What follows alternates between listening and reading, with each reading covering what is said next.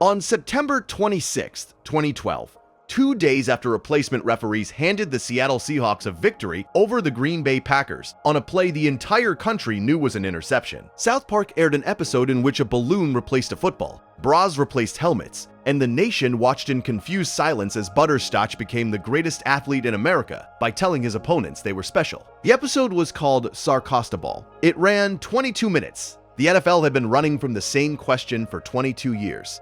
That is not even close to the strangest thing this show has done to professional football. South Park has spent nearly 3 decades holding a mirror up to the NFL, and what stares back is not a sport. It is something closer to a national religion that does not know whether to confess or keep preaching.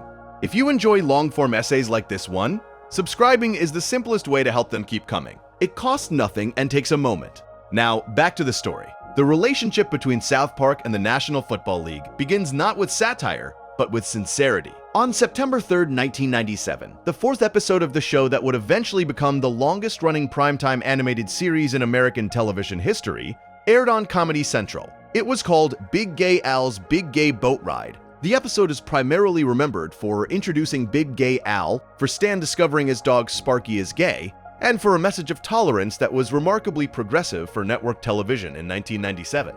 But the frame around all of that, the structure that holds the episode together, is football.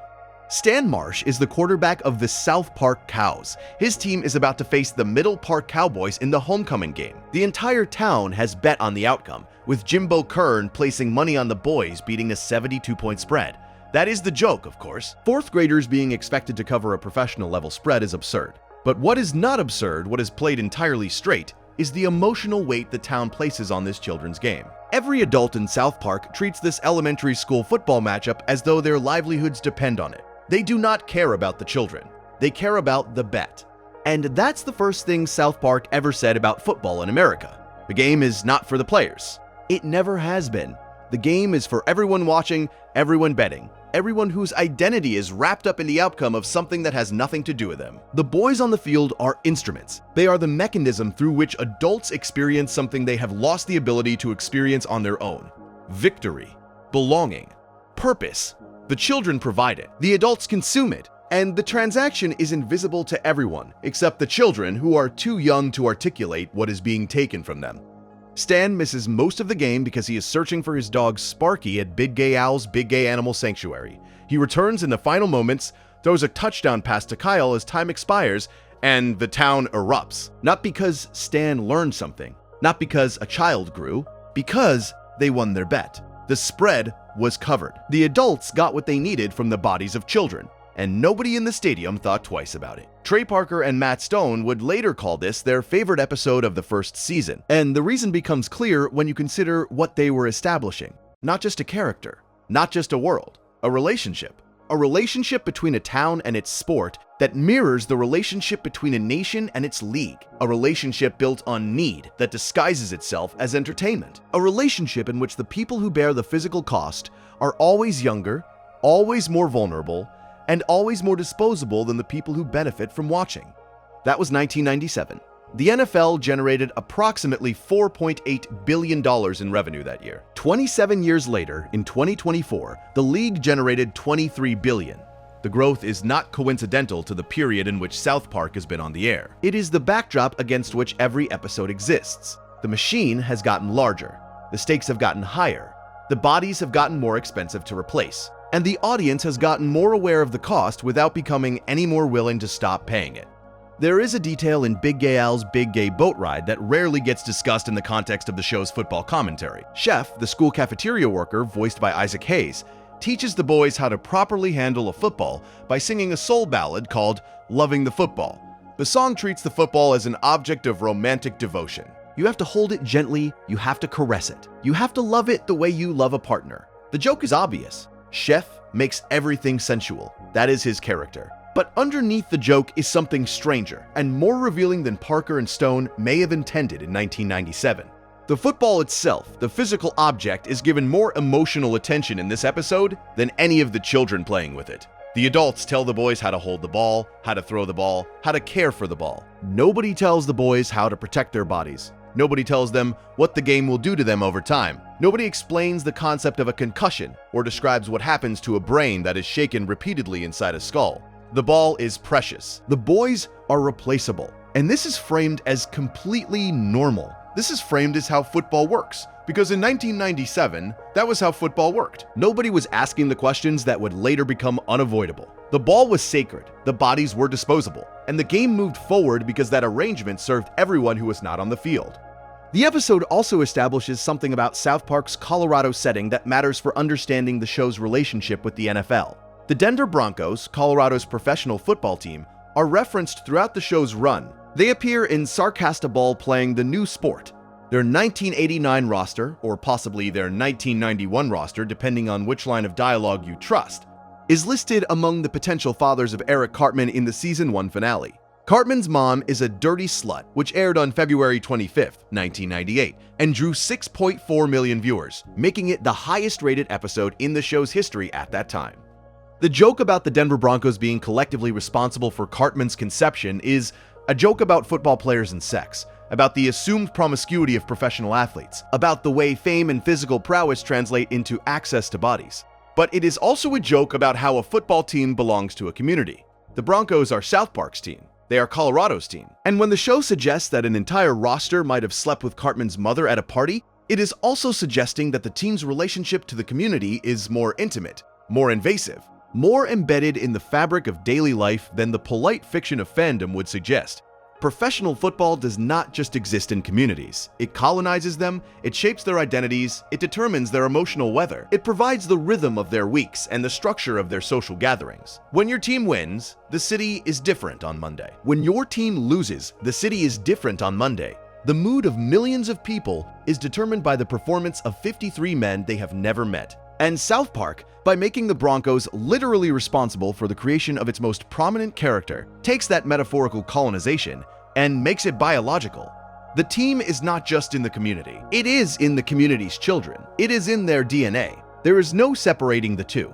This reading may seem like a stretch for a joke about a woman sleeping with a football team, but South Park rewards this kind of reading because South Park operates on multiple levels simultaneously.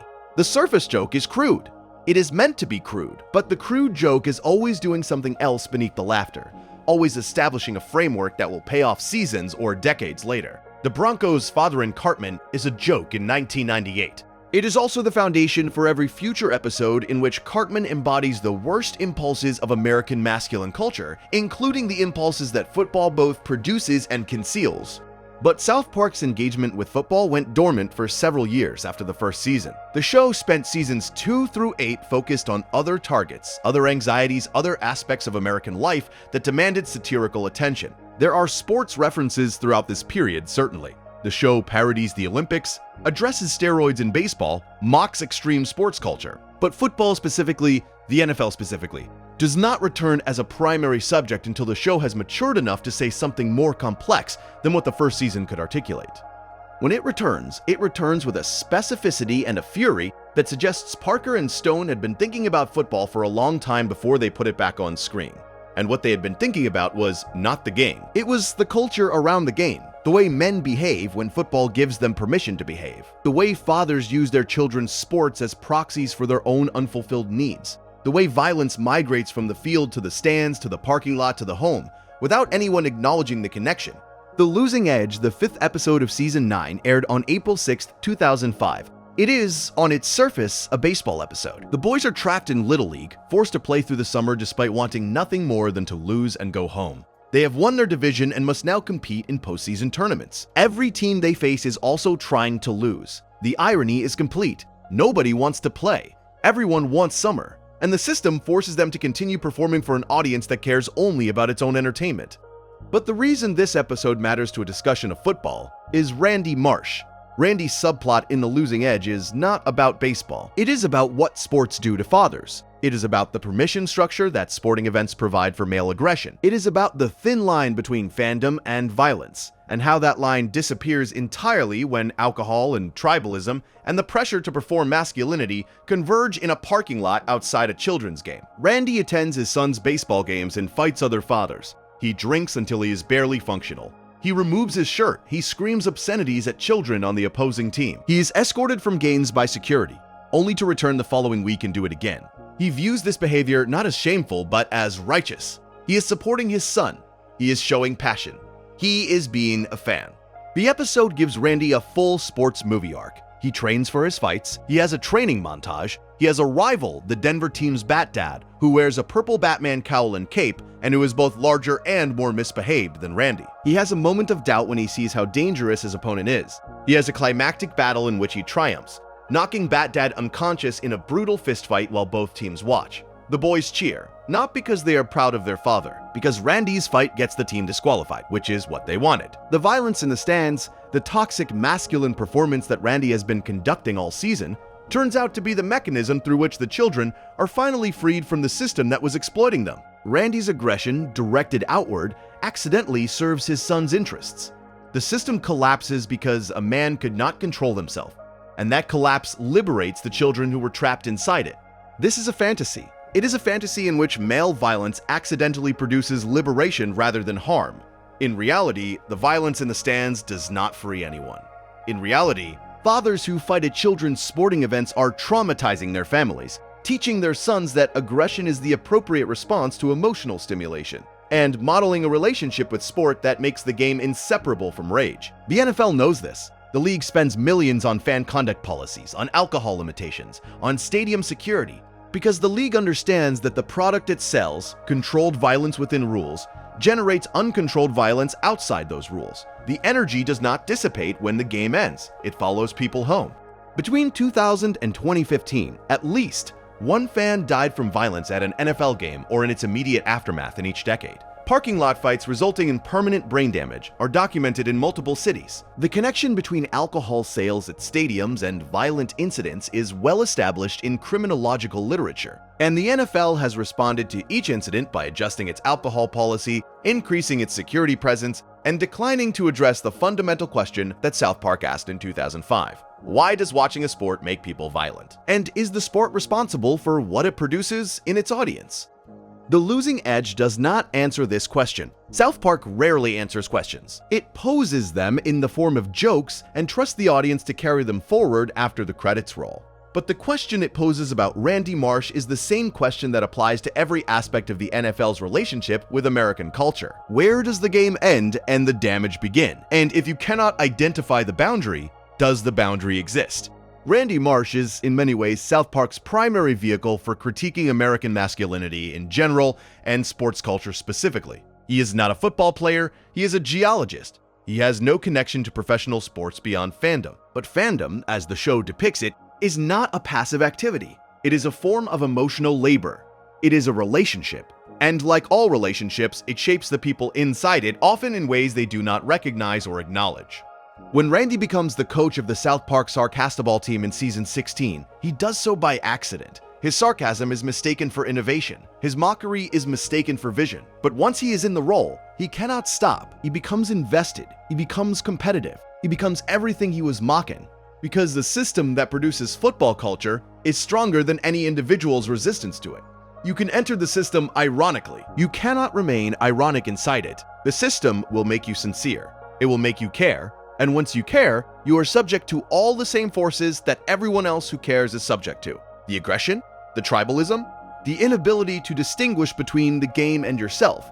This is Randy's diagnosis at the end of Sarcastaball. He has lost the ability to distinguish between sarcasm and sincerity. The doctor says it is brain damage, and it is. It is the brain damage of caring about something that was designed to make you care, that was engineered to produce emotional investment, that was built from the ground up to colonize your attention and fill your weeks with meaning. The NFL is not a neutral entertainment option. It is a system that restructures the lives of everyone who engages with it.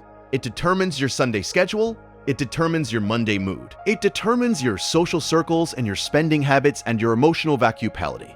And when something has that much power over your inner life, the distinction between choosing it and being controlled by it becomes meaningless. South Park sees this mechanism with unusual clarity because South Park exists in the same entertainment ecosystem as the NFL, but operates with a fundamentally different relationship to its audience. The show wants to be watched. It wants to be discussed. It wants to generate engagement. But it does not want to be needed in the way football is needed. It does not want to structure your week or determine your mood or colonize your identity. It wants 22 minutes of your attention, and then it wants you to think about what you saw. Football wants everything. Football wants your Sundays and your Mondays and your Tuesdays when injury reports come out, and your Wednesdays when you check your fantasy roster, and your Thursdays when the first game airs, and your Fridays when you plan your weekend viewing, and your Saturdays when you prepare food and arrange gatherings. Football wants 52 weeks of your year. Football wants your identity and your community and your emotional bandwidth, and it takes all of it without ever asking whether you can afford to give it. The thing about Trey Parker and Matt Stone is that they rarely attack from the angle you expect. When South Park finally went after the NFL's darkest secret directly, the secret of what the game does to the brains of the men who play it, it did not lead with outrage or compassion or investigative journalism. It led with tone. It led with the gap between what Americans say about football and what they actually mean. It led with the terrifying possibility that after enough years of consuming violence as entertainment, the audience loses the ability to feel anything about violence at all. Sarcastaball aired on September 26, 2012, as the 8th episode of Season 16. The production context matters enormously. In the real world, Pop Warner Football had announced safety changes in 2012. The NFL had moved kickoffs from the 30-yard line to the 35 in 2011 to reduce high-speed collisions. A lawsuit involving more than 5,000 former players alleging that the league had concealed the dangers of concussions had been filed on June 7, 2012. Junior Seau, a 12-time Pro Bowl linebacker, had shot himself in the chest on May 2, 2012, at age 43, specifically to preserve his brain for study. Dave Durson, a former Chicago Bears safety, had done the same on February 17, 2011, at age 50. Andre Waters, a former Philadelphia Eagles safety, had shot himself on November 20, 2006, at age 44. 3 former NFL players, 3 suicides, 3 men who chose to end their lives in ways that preserved their brains for examination, 3 men who suspected what was wrong with them and wanted proof. And in each case, the proof was found. CTE, chronic traumatic encephalopathy, a progressive degenerative disease caused by repeated impacts to the head, a disease that causes memory loss, confusion, impaired judgment, aggression, and eventually dementia. A disease that cannot be diagnosed in a living person. A disease that the NFL denied existed for 7 years after Dr. Bennett Omalu first identified it in the brain of Pittsburgh Steelers center Mike Webster in 2002. Webster died on September 28, 2002. He was 50 years old. He had played 17 seasons in the NFL, all but one with the Pittsburgh Steelers. He was a 9-time Pro Bowl selection.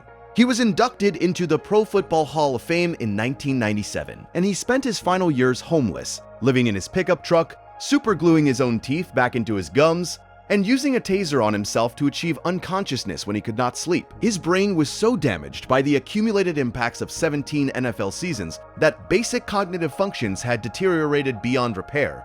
Omalu, a Nigerian-born forensic pathologist working in the Allegheny County Coroner's Office in Pittsburgh, examined Webster's brain as part of a routine autopsy. What he found prompted him to preserve the tissue for further study. When he published his findings in the journal Neurosurgery in 2005, under the title Chronic Traumatic Encephalopathy in a National Football League Player, the NFL's Mild Traumatic Brain Injury Committee responded by demanding the paper be retracted. They published their own papers asserting that concussions in professional football posed no long-term neurological risk.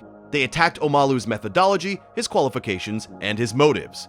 The committee was chaired by Dr. Elliot Pellman, a rheumatologist with no formal training in neurology or neurosurgery. His appointment to lead the NFL's brain injury research was itself a statement of the league's priorities. You do not appoint a rheumatologist to study brain injuries because you want answers. You appoint a rheumatologist because you want the appearance of study without the inconvenience of discovery.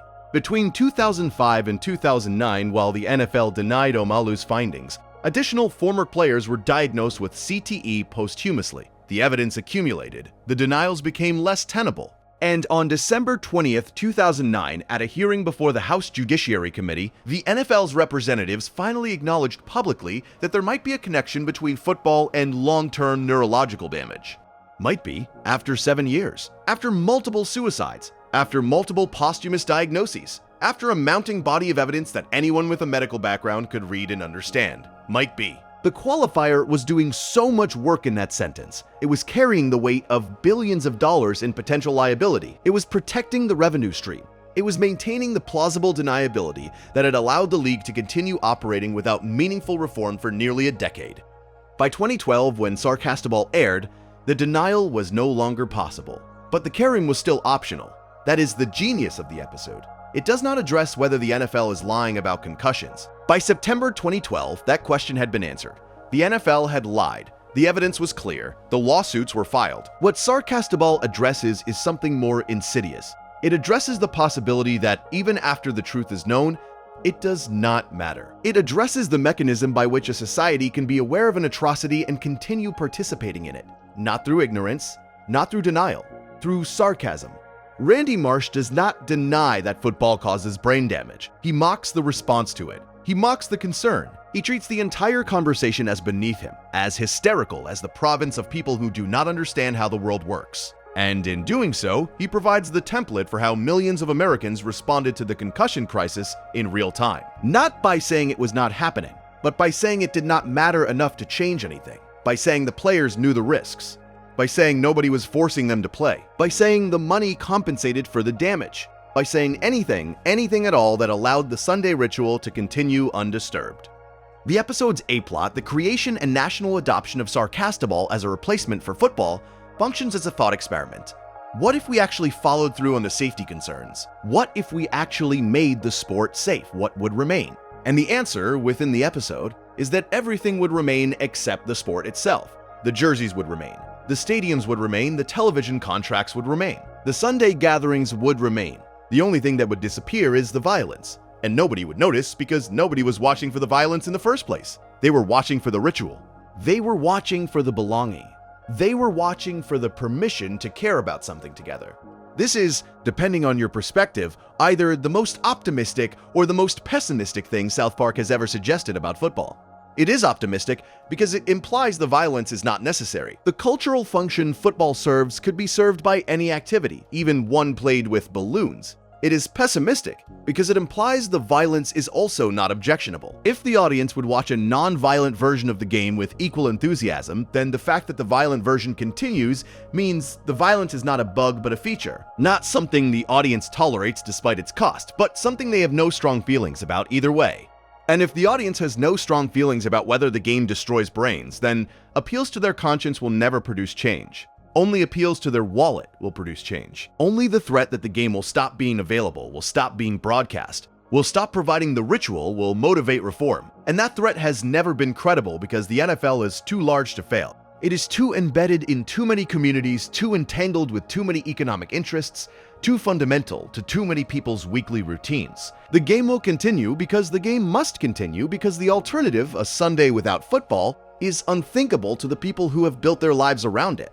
South Park understood this in 2012. The rest of the culture would take another decade to arrive at the same conclusion. The concussion settlement, approved in April 2015, covered more than 20,000 former players for 65 years. Individual awards ranged from $1.5 million for early dementia to $5 million for ALS. The total estimated cost exceeded $1 billion, and it changed nothing about how the game is played. The settlement was not an admission of wrongdoing, it was a transaction. The league paid money, the players accepted money, the game continued. Sunday was preserved. The Fail Mary reference in Sarcastaball deserves deeper examination because it crystallizes the episode's argument in a single visual gag. On September 24th, 2012, in a Monday Night Football game between Green Bay and Seattle, Seahawks quarterback Russell Wilson threw a desperate last-second pass into the end zone.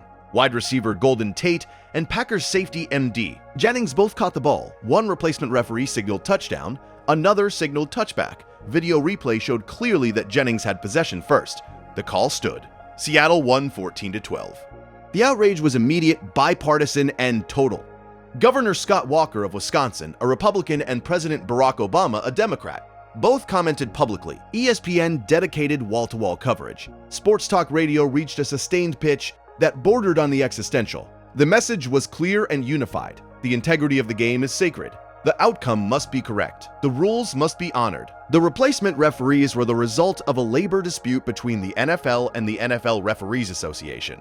The league had locked out its officials on June 4, 2012, over a pension dispute. The financial disagreement involved approximately $3.2 million annually, a fraction of the league's revenue. The league chose to use replacement officials, many of whom had experience only at the high school or small college level, rather than meet the referees' demands.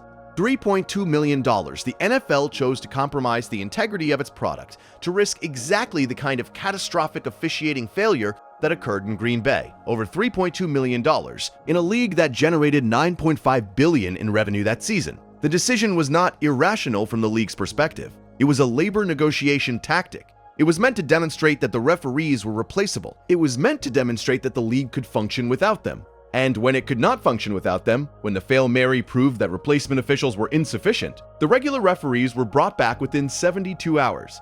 The league spent 3 months proving that it valued money over integrity and then reversed course the moment the public refused to accept the consequences. And South Park, airing 2 days after the Hail Mary, captured the entire dynamic in a single shot. 2 referees giving opposite signals while a balloon is walked gently into an end zone. The stakes are zero. The game is fake. The sport is a sarcastic invention, and the officials still cannot get it right, because getting it right was never the point. Managing the appearance of getting it right was the point. And when the appearance fails, the system adjusts just enough to restore it.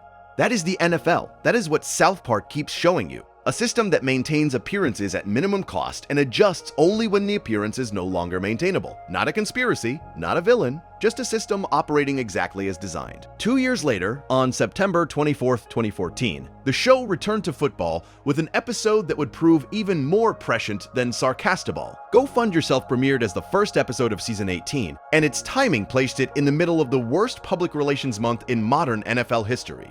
The Ray Rice video had been released on September 8, 2014.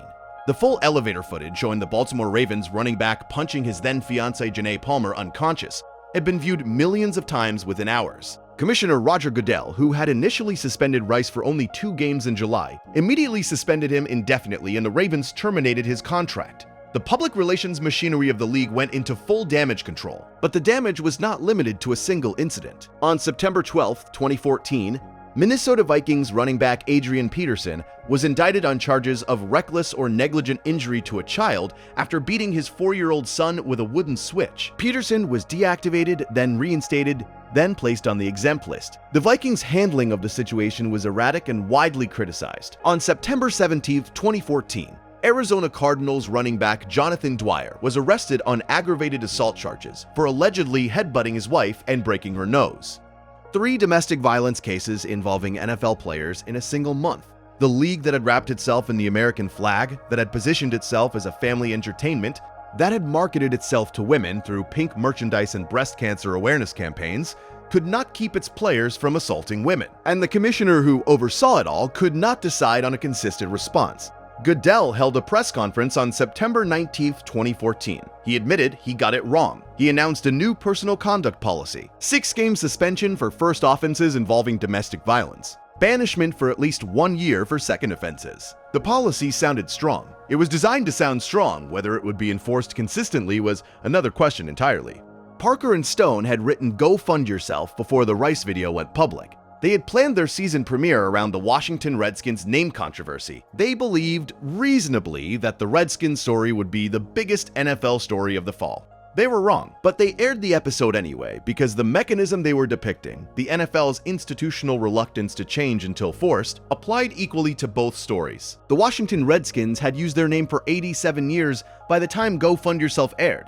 The name had been protested since at least the early 1970s. Native American groups had been vocal in their opposition for decades. In 1992, a group of Native Americans petitioned the U.S. Patent and Trademark Office to cancel the team's trademark registrations on the grounds that the name was disparaging. The case wound through the legal system for more than 2 decades. On June 18, 2014, 3 months before the episode aired, the Trademark Trial and Appeal Board ordered the cancellation of 6 federal trademark registrations for the Washington Redskins. Finding that the marks were disparaging to Native Americans at the time they were registered, the ruling did not force the team to change its name, it simply meant the team could no longer enforce its trademark. Anyone could use the name and logo without legal consequence. Daniel Snyder, who had purchased the team in 1999 for $800 million, had been defiant. In a 2013 interview with USA Today, he stated that the team would never change its name. He asked the reporter to use capital letters for the word never. He said it was that simple. In the episode, Cartman exploits the trademark cancellation to name his Kickstarter company the Washington Redskins. The boys use the logo. They make merchandise. And when Snyder appears in the episode alongside head coach Jay Gruden and quarterback Robert Griffin III to beg Cartman to stop, Cartman refuses. He tells Snyder where to go in explicit anatomical terms. When NFL owners pressure him, he responds by adding hand-drawn genitalia to the Redskins logo. The escalation is juvenile by design.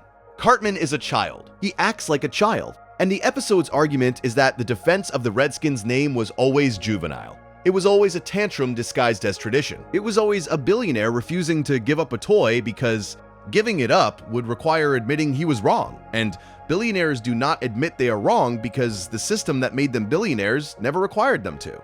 In the real world, the toy was eventually taken. On July 13th, 2020, the Washington team retired the Redskins' name. The immediate catalyst was sponsor pressure. FedEx, which held the naming rights to the team's stadium under a deal worth approximately $205 million over 27 years, reportedly threatened to end the relationship. Nike removed Redskins merchandise from its website. Amazon and major retailers pulled products. The team played 2 seasons as the Washington football team before rebranding as the Washington Commanders in February 2022. Snyder sold the team in July 2023 for $6.05 billion, the highest price ever paid for a North American sports franchise at that time. His tenure had been marked not only by the name controversy, but also by allegations of widespread sexual harassment within the organization, financial improprieties, and a congressional investigation. South Park saw the name change coming in 2014, 6 years early, but more importantly, it saw the mechanism. The name would change not because it was wrong, but because it became expensive. Not because conscience prevailed, but because commerce demanded it. Not because anyone in a position of power developed empathy, but because the financial incentive structure shifted. That is how the NFL changes. And South Park, by depicting a 4th grader exploiting the same trademark vacancy that would eventually force the change, demonstrated that the entire controversy was operating at a level of sophistication appropriate to a 10-year-old's business plan. Which brings us to a different kind of dishonesty, one that touches on the deepest intersection of football and American identity. Before Colin Kaepernick took a knee, before the president tweeted about firing players, before the anthem became a battlefield, South Park identified something about the relationship between sport and patriotism that most commentators would not articulate clearly until years later. Football and the flag have been fused together in America for so long that most people cannot remember when they were separate. The national anthem has been performed before NFL games since World War II. Massive flag displays became standard at stadiums in the 1960s and 1970s. Military flyovers became routine in the 1990s. And beginning in 2009, the Department of Defense began paying the NFL directly for patriotic displays, a practice revealed by a Senate report in 2015 that found the department had spent $6.8 million on what it called paid patriotism between 2012 and 2015. Teams were compensated for flag ceremonies, for honoring veterans on the field, for playing the anthem with particular production value. The patriotism was not organic. It was purchased. The NFL did not honor the military out of gratitude, it honored the military because the Department of Defense paid it to. The entire ritual, the flags and the flyovers and the standing and the saluting, was a commercial transaction disguised as civic duty. And the men and women who stood every Sunday, hand on heart, believing they were participating in a genuine expression of national devotion, were actually participating in a marketing campaign, paid for with tax dollars, managed by a public relations firm, calibrated for maximum emotional impact and minimum scrutiny.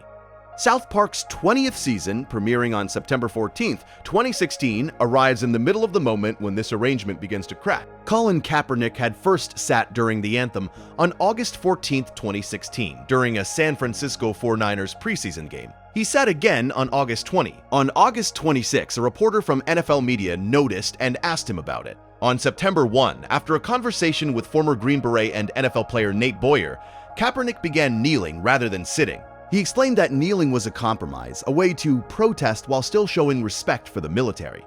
His protest was about police violence against Black Americans. He said explicitly that he was not going to show pride in a flag for a country that oppresses Black people and people of color. He cited specific cases. He cited statistics. He cited the pattern of unarmed Black men being killed by law enforcement without consequence. His message was clear. The response was not about his message. The response was about the anthem. The response was about the flag. The response was about whether a football player had the right to use a football game as a platform for political speech. The substance of what Kaepernick was saying was buried under a debate about the propriety of how he was saying it. and that burial was not accidental. It was the system working as designed. The anthem ritual exists precisely to preclude the kind of speech Kaepernick was making. It exists to create a moment of enforced unity, a moment where everyone participates in the same gesture, a moment where dissent is visible and therefore punishable by social sanction. The episode Member Berries, South Park's 20th season premiere, does not engage with Kaepernick's cause directly. It does not argue about police violence or racial justice. Instead, it examines the mechanism. In the episode, the girls of South Park Elementary sit during the anthem at a volleyball game. Their protest is about an internet troll who has been posting misogynistic comments. The cause is legitimate, but the framing is deliberately disproportionate. Sitting during the national anthem because of mean internet comments is an overreaction. And that overreaction is the point. Because the question the episode asks is not whether the girls are right, it is whether the anthem's sanctity is proportionate to any cause. Is there a cause important enough to justify sitting during a song? Is there a threshold above which dissent during the anthem becomes acceptable? And if so, who sets that threshold? Who decides which protests are legitimate enough to be tolerated and which ones are not? The town's response answers the question. They attend the volleyball game in record numbers. Not to watch volleyball, to watch the protest. The protest is the spectacle. The anthem is the event. The sport is irrelevant, and nobody in the town asks what the girls are protesting or whether their concerns are valid. They ask only whether the girls will sit or stand. They care only about the gesture. The content behind the gesture is invisible to them because the system was designed to make content invisible. The system was designed to produce unity without substance, agreement without understanding, patriotism without citizenship. J.J. Abrams is brought in to reboot the national anthem.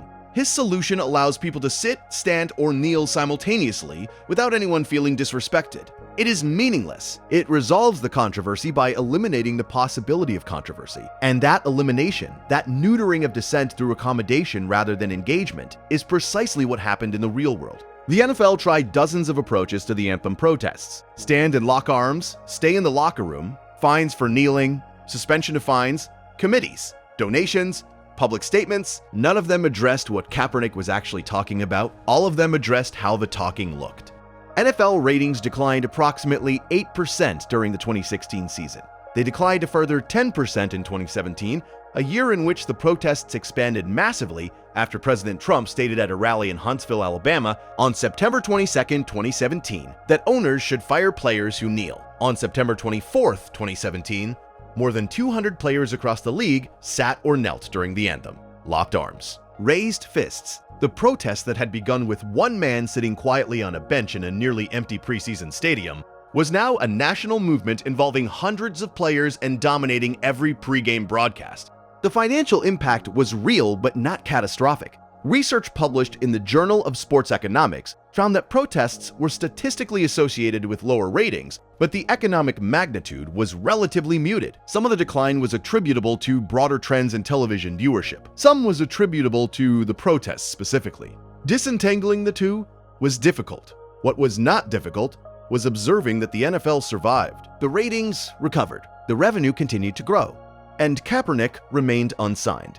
He played his final game on January 1st, 2017. He opted out of his contract in March 2017. No team signed him. He was 29 years old. He was a former Super Bowl quarterback. He had a career passer rating of 88.9. He was demonstrably better than many quarterbacks who received contracts in the years following his departure from the league. The conclusion was unavoidable. He was not unemployed because of his talent. He was unemployed because of his protest. He filed a collusion grievance against the league in October 2017.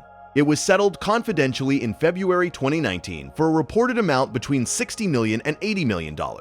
In November 2019, the NFL arranged a workout for Kaepernick at the Atlanta Falcons facility. The league asked him to sign a liability waiver that his attorneys found unacceptable. He moved the workout to a local high school. About 8 team representatives attended. None offered a contract. South Park predicted this outcome in the structure of Member Berries. The anthem is rebooted. The controversy dissolves into meaninglessness. Nobody addresses the underlying cause. Nobody changes. The Member Berries keep whispering. Remember when people stood for the anthem. Remember when football was not political. Remember when you did not have to think about things while watching a game. The Member Berries are nostalgia weaponized. They represent the desire to return to a time when the compromises underlying football culture were invisible, when you could watch the game without knowing about CTE, when you could stand for the anthem without wondering who was being excluded from the unity it claimed to represent, when you could buy a Redskins jersey without considering what the name meant to the people it depicted. That time never existed. The compromises were always there. The damage was always being done. The exclusion was always operating. The slur was always a slur. But the awareness was not always there. And what the member berries offer, what nostalgia always offers, is a return to ignorance, a return to the state of not knowing. And that state, the state of not knowing while the system operates on bodies and communities and histories, is the state the NFL prefers its audience to occupy, aware enough to feel emotional, not aware enough to feel guilty. South Park's 20th season threaded the anthem storyline through multiple episodes. By the 5th episode, Douche and a Danish, airing on October 19, 2016, the boys have launched their own counter-protest. Butters exposes himself during the anthem in what he claims is a defense of men's rights. The gesture is absurd. It is not a real protest. It is a performance of protest designed to undermine the girls' protest by making all protest look ridiculous. And PC Principal, the character who embodies institutional progressivism, finds himself unable to condemn either protest without violating his own principles. This is the position the NFL occupied from 2016 to 2018. Unable to support the protests without alienating conservative fans, who viewed kneeling as disrespectful to the military. Unable to condemn the protests without alienating the predominantly black workforce that produced the product. Unable to ignore the protests because they were happening on camera every Sunday. Trapped in what the episode calls a PC pretzel, immobilized by the requirement to appear fair without having to actually be fair. The resolution, such as it was, came through money. It always comes through money. In November 2018, the NFL and the Players Coalition announced a joint social justice initiative. The league committed approximately $90 million over 7 years to causes related to criminal justice reform, police community relations, and education. The announcement was largely quiet. It received a fraction of the coverage the protests themselves had received, and the protests gradually faded from the national conversation, replaced by other controversies, other cycles, other things to argue about on Monday morning. Nothing changed about police violence. Nothing changed about racial injustice. Colin Kaepernick remained unsigned. The anthem continued to play before every game. Fans continued to kneel. And football continued. Sunday was preserved, but the show's engagement with football culture extends beyond these major episodes. There are smaller moments scattered across the show's 27 seasons that collectively build a comprehensive portrait of how South Park views the NFL and the culture it produces. In Cartman's Mom is a Dirty Slut, the Season 1 finale airing on February 25, 1998. The entire 1989 Denver Broncos roster is among the potential fathers of Eric Cartman, following a drunken party at which his mother had sex with multiple people. The episode does not comment on this specifically as a football story. It is a paternity mystery, but the inclusion of an entire NFL roster as potential fathers tells you something about how the show views professional athletes.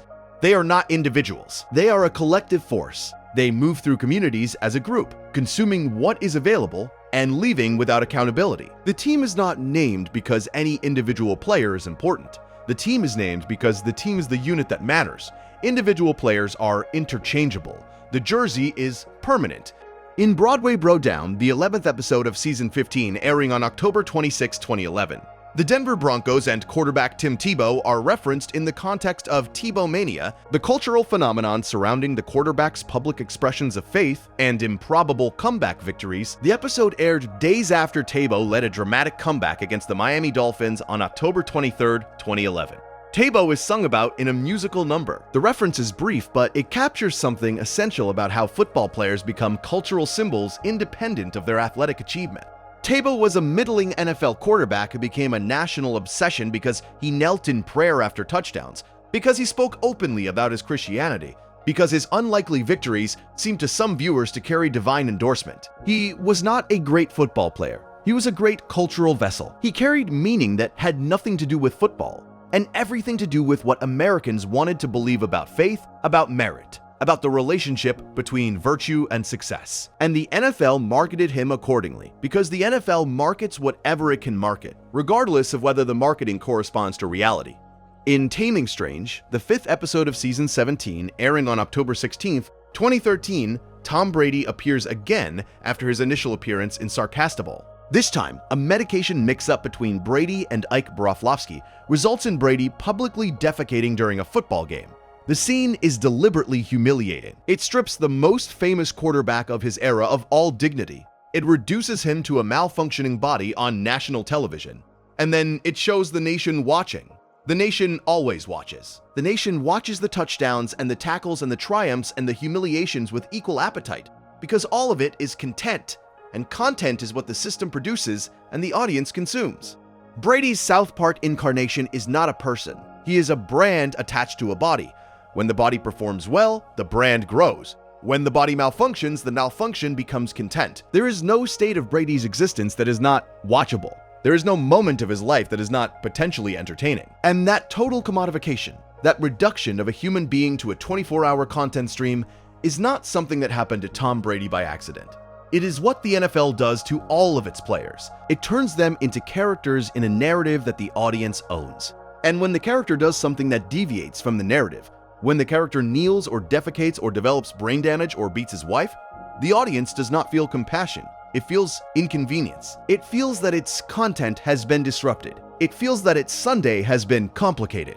In Stunning and Brave, the first episode of season 19 airing on September 16, 2015, the Deflategate scandal becomes the vehicle for a broader comment about the NFL's institutional authority. Cartman dreams he is simultaneously Tom Brady, Roger Goodell, and Bill Belichick. The three figures argue endlessly about who has the right to determine truth. Brady says he did nothing wrong. Goodell says he has the authority to punish regardless of evidence. Belichick says he does not know anything about anything.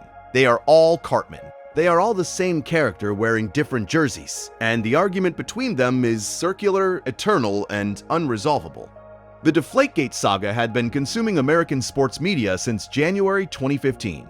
The allegation was that the New England Patriots had used footballs inflated below the legal minimum of 12.5 pounds per square inch during the AFC Championship game on January 18, 2015. The NFL hired attorney Ted Wells to investigate. His 243-page report, released on May 6, 2015, concluded that it was more probable than not that two Patriots equipment staffers had deliberately deflated footballs, and that Brady was at least generally aware of the scheme.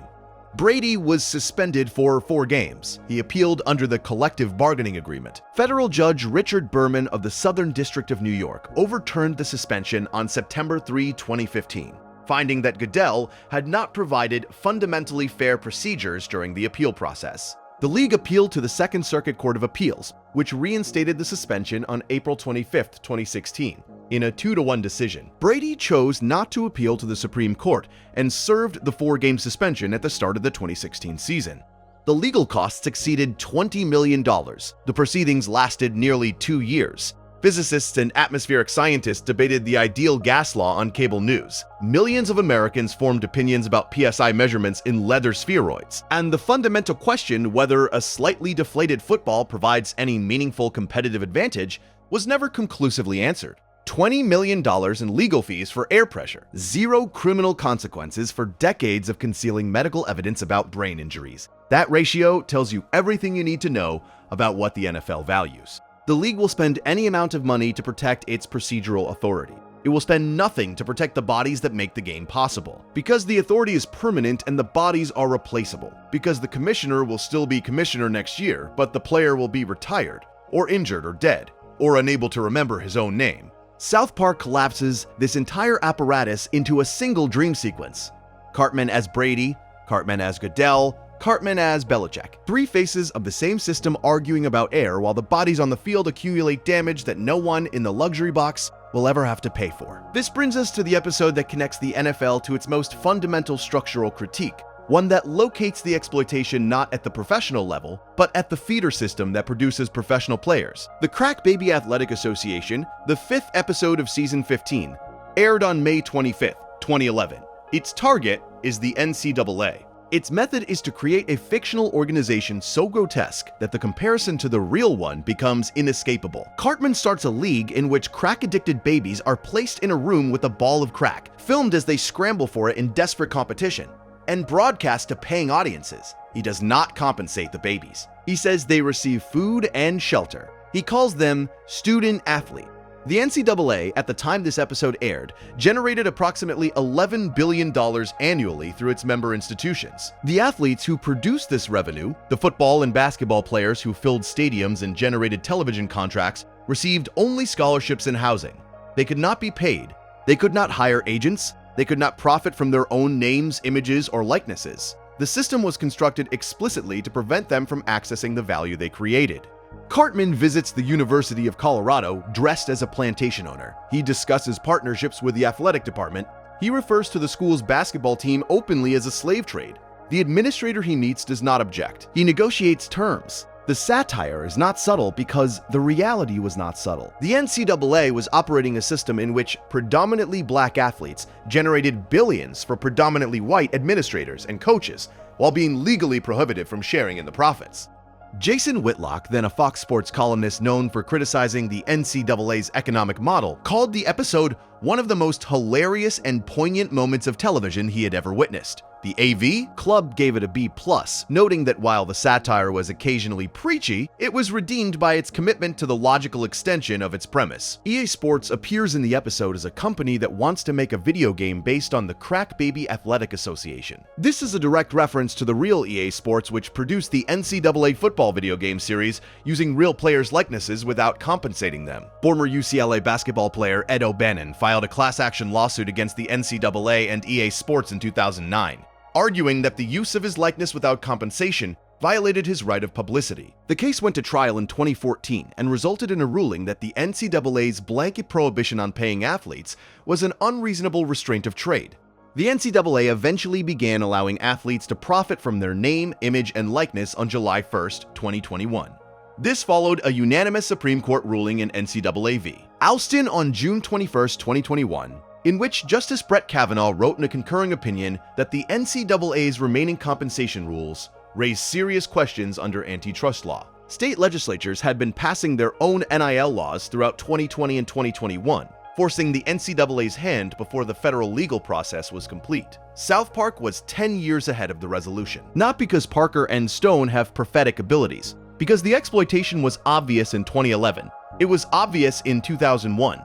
It was obvious in 1991. Everyone who looked at the NCAA's economic model could see what it was. The question was never whether the system was exploitative. The question was when the cost of maintaining the exploitation would exceed the cost of ending it. And this brings us back to the NFL's fundamental operating principle. The principle that South Park has identified and illustrated across nearly 3 decades of engagement with professional football. Nothing changes because it is wrong. Things change because they become expensive to maintain. Concussions did not force reform.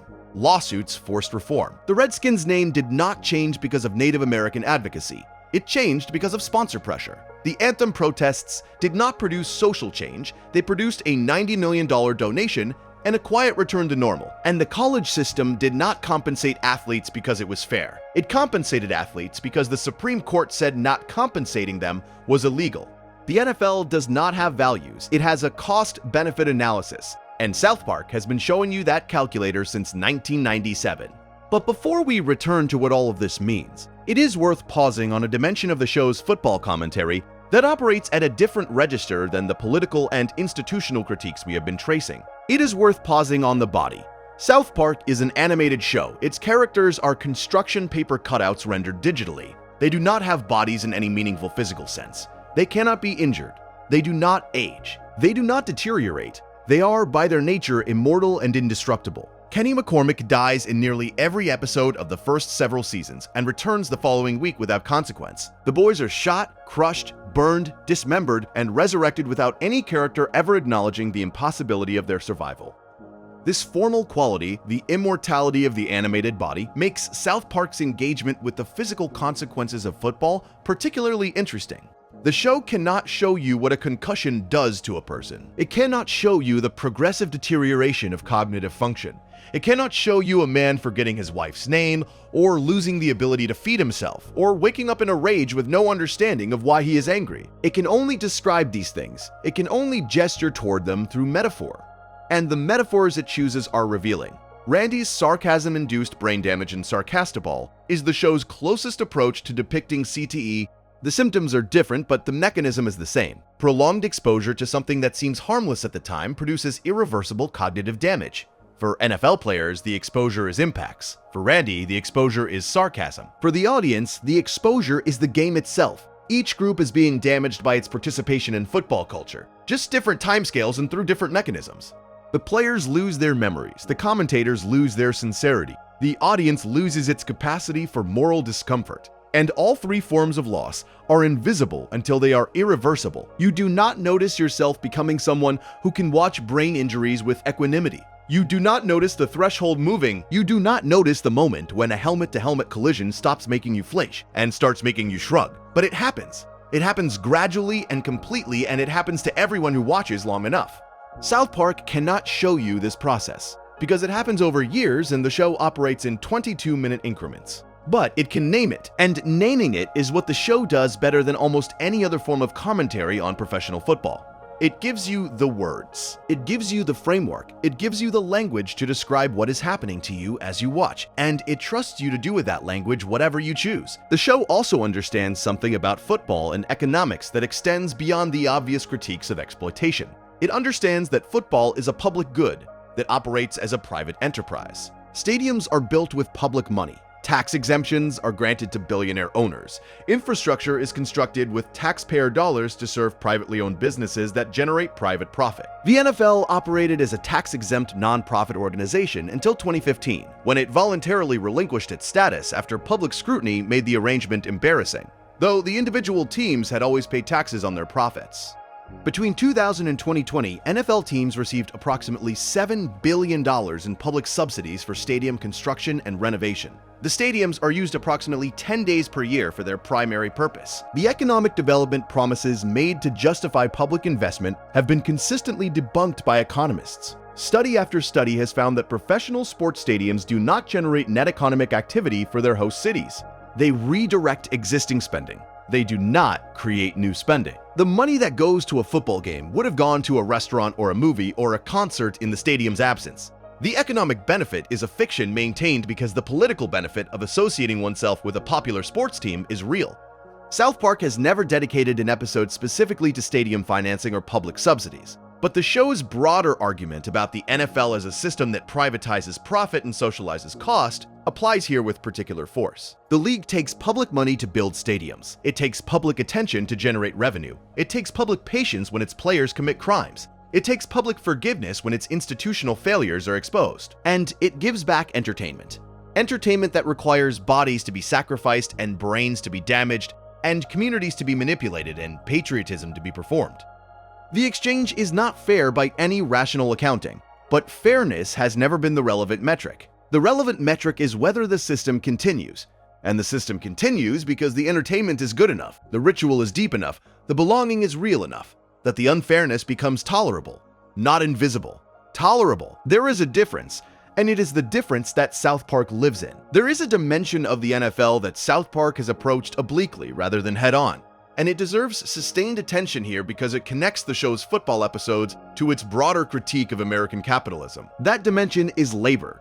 The NFL is, at its core, a labor dispute disguised as entertainment. It is a business in which the people who generate the product, the players, have historically had less power than the people who own the means of production, the franchise owners. The history of the NFL is a history of labor struggles. The first players' strike occurred in 1968, the second in 1974, the third in 1982, lasting 57 days and reducing the season from 16 games to 9.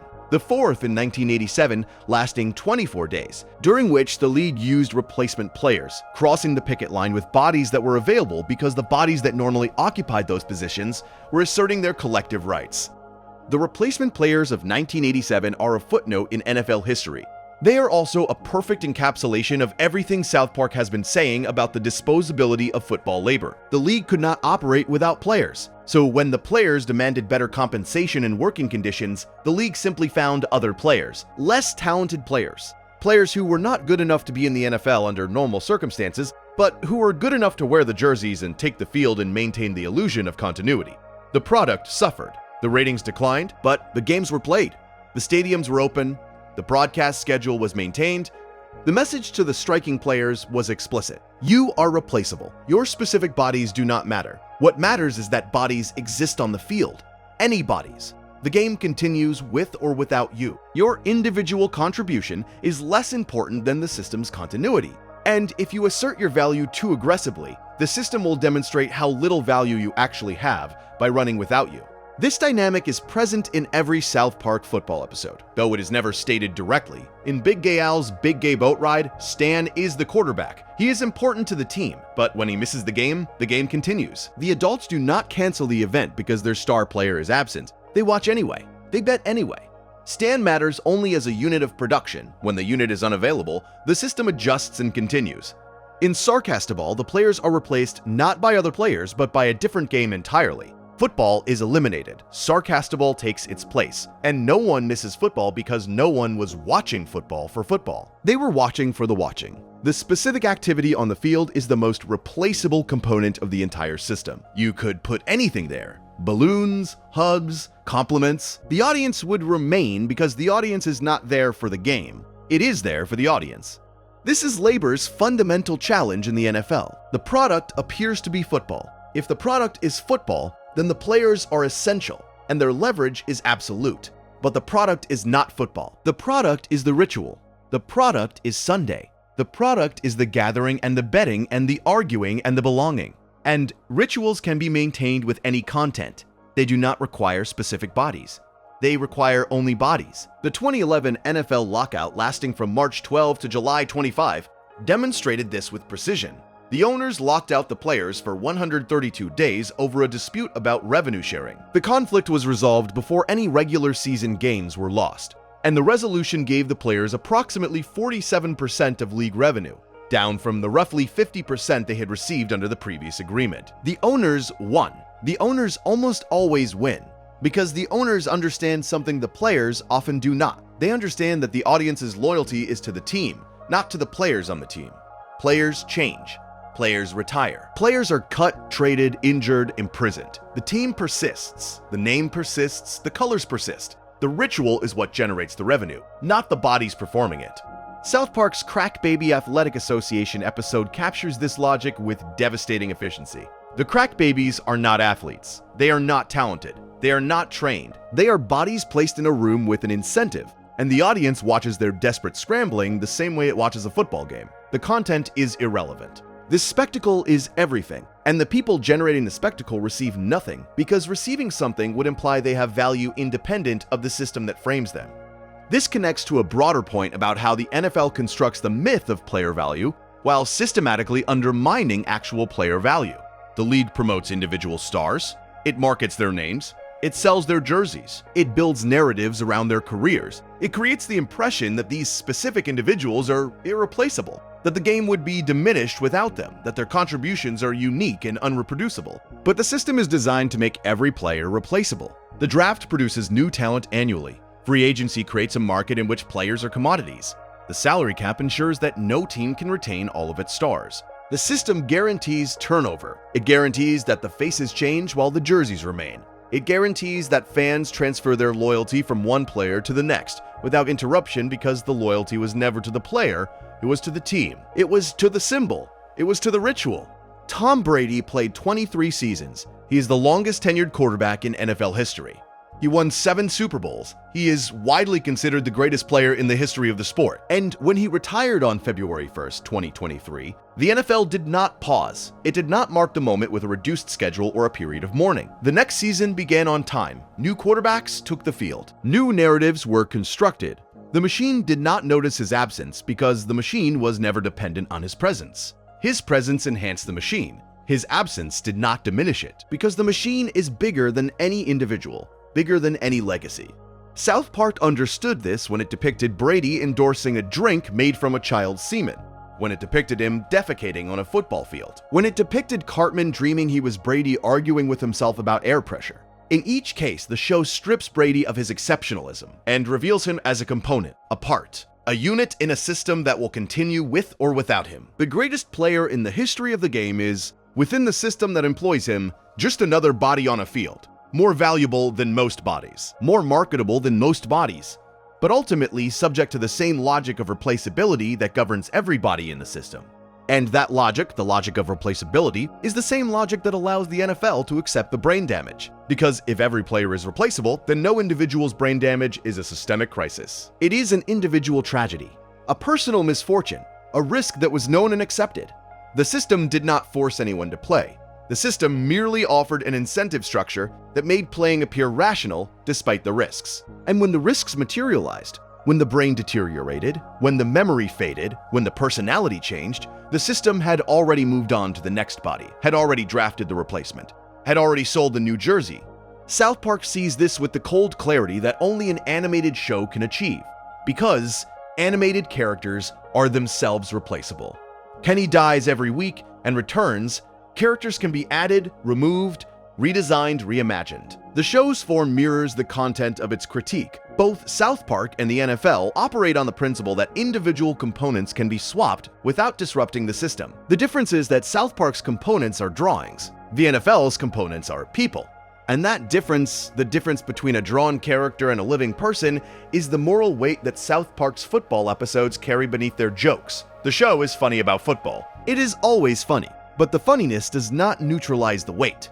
It distributes it. It makes the weight bearable in the way that only humor can. It allows you to feel the full scope of what the NFL does to people without being crushed by it. It allows you to carry the knowledge without being paralyzed by it. It allows you to watch on Sunday without being complicit in ignorance, even if you remain complicit in everything else.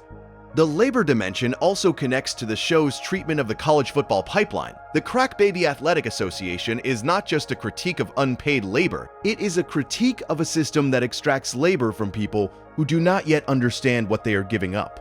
College football players are 18 to 22 years old. They are making decisions about their bodies at an age when the long-term consequences of those decisions are abstract. They cannot feel CTE forming. They cannot sense the cumulative damage of subconcussive impacts. They know, intellectually, that football is dangerous. But intellectual knowledge at 18 does not produce the same decision-making as experiential knowledge at 45, when the tremors begin, when the words disappear, when the rage arrives without provocation.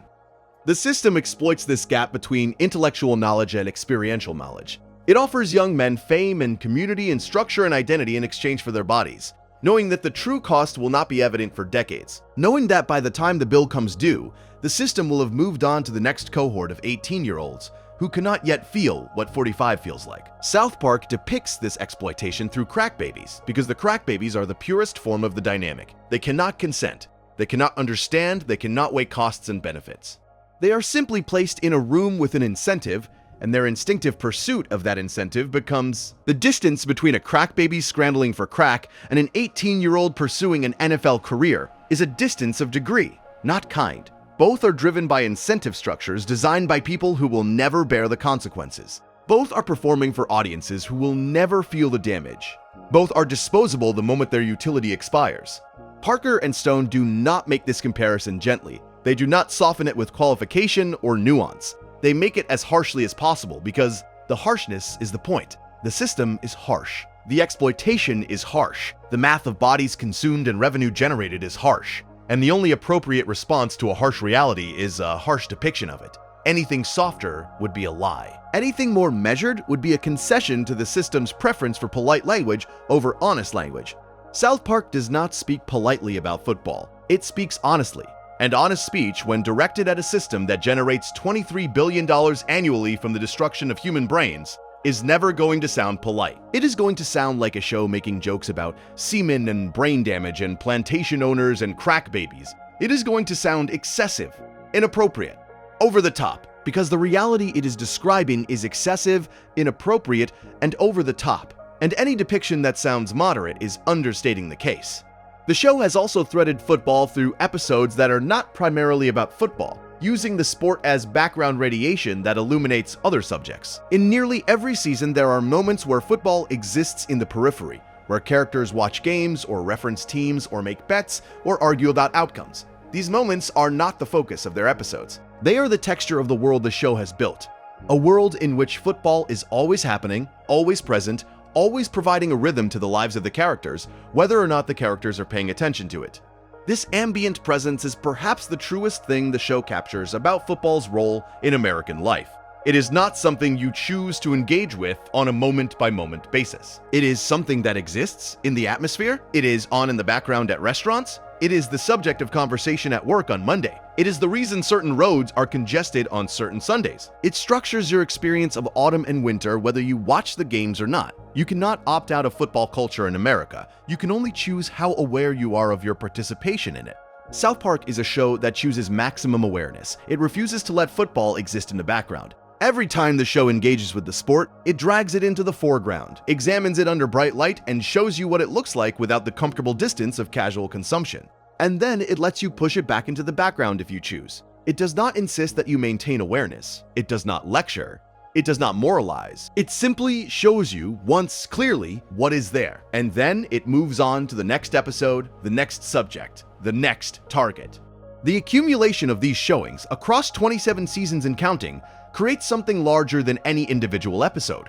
It creates a record, a longitudinal study of a nation's relationship with its most popular and most compromised entertainment. A document that tracks how the awareness has grown without changing the behavior. A testament to the human capacity for knowing and continuing, for seeing clearly and watching anyway. And then there is gambling, the final piece of the puzzle, the dimension that connects everything South Park has said about football back to its very first football episode, where Jimbo Kern bet on fourth graders beating a 72-point spread.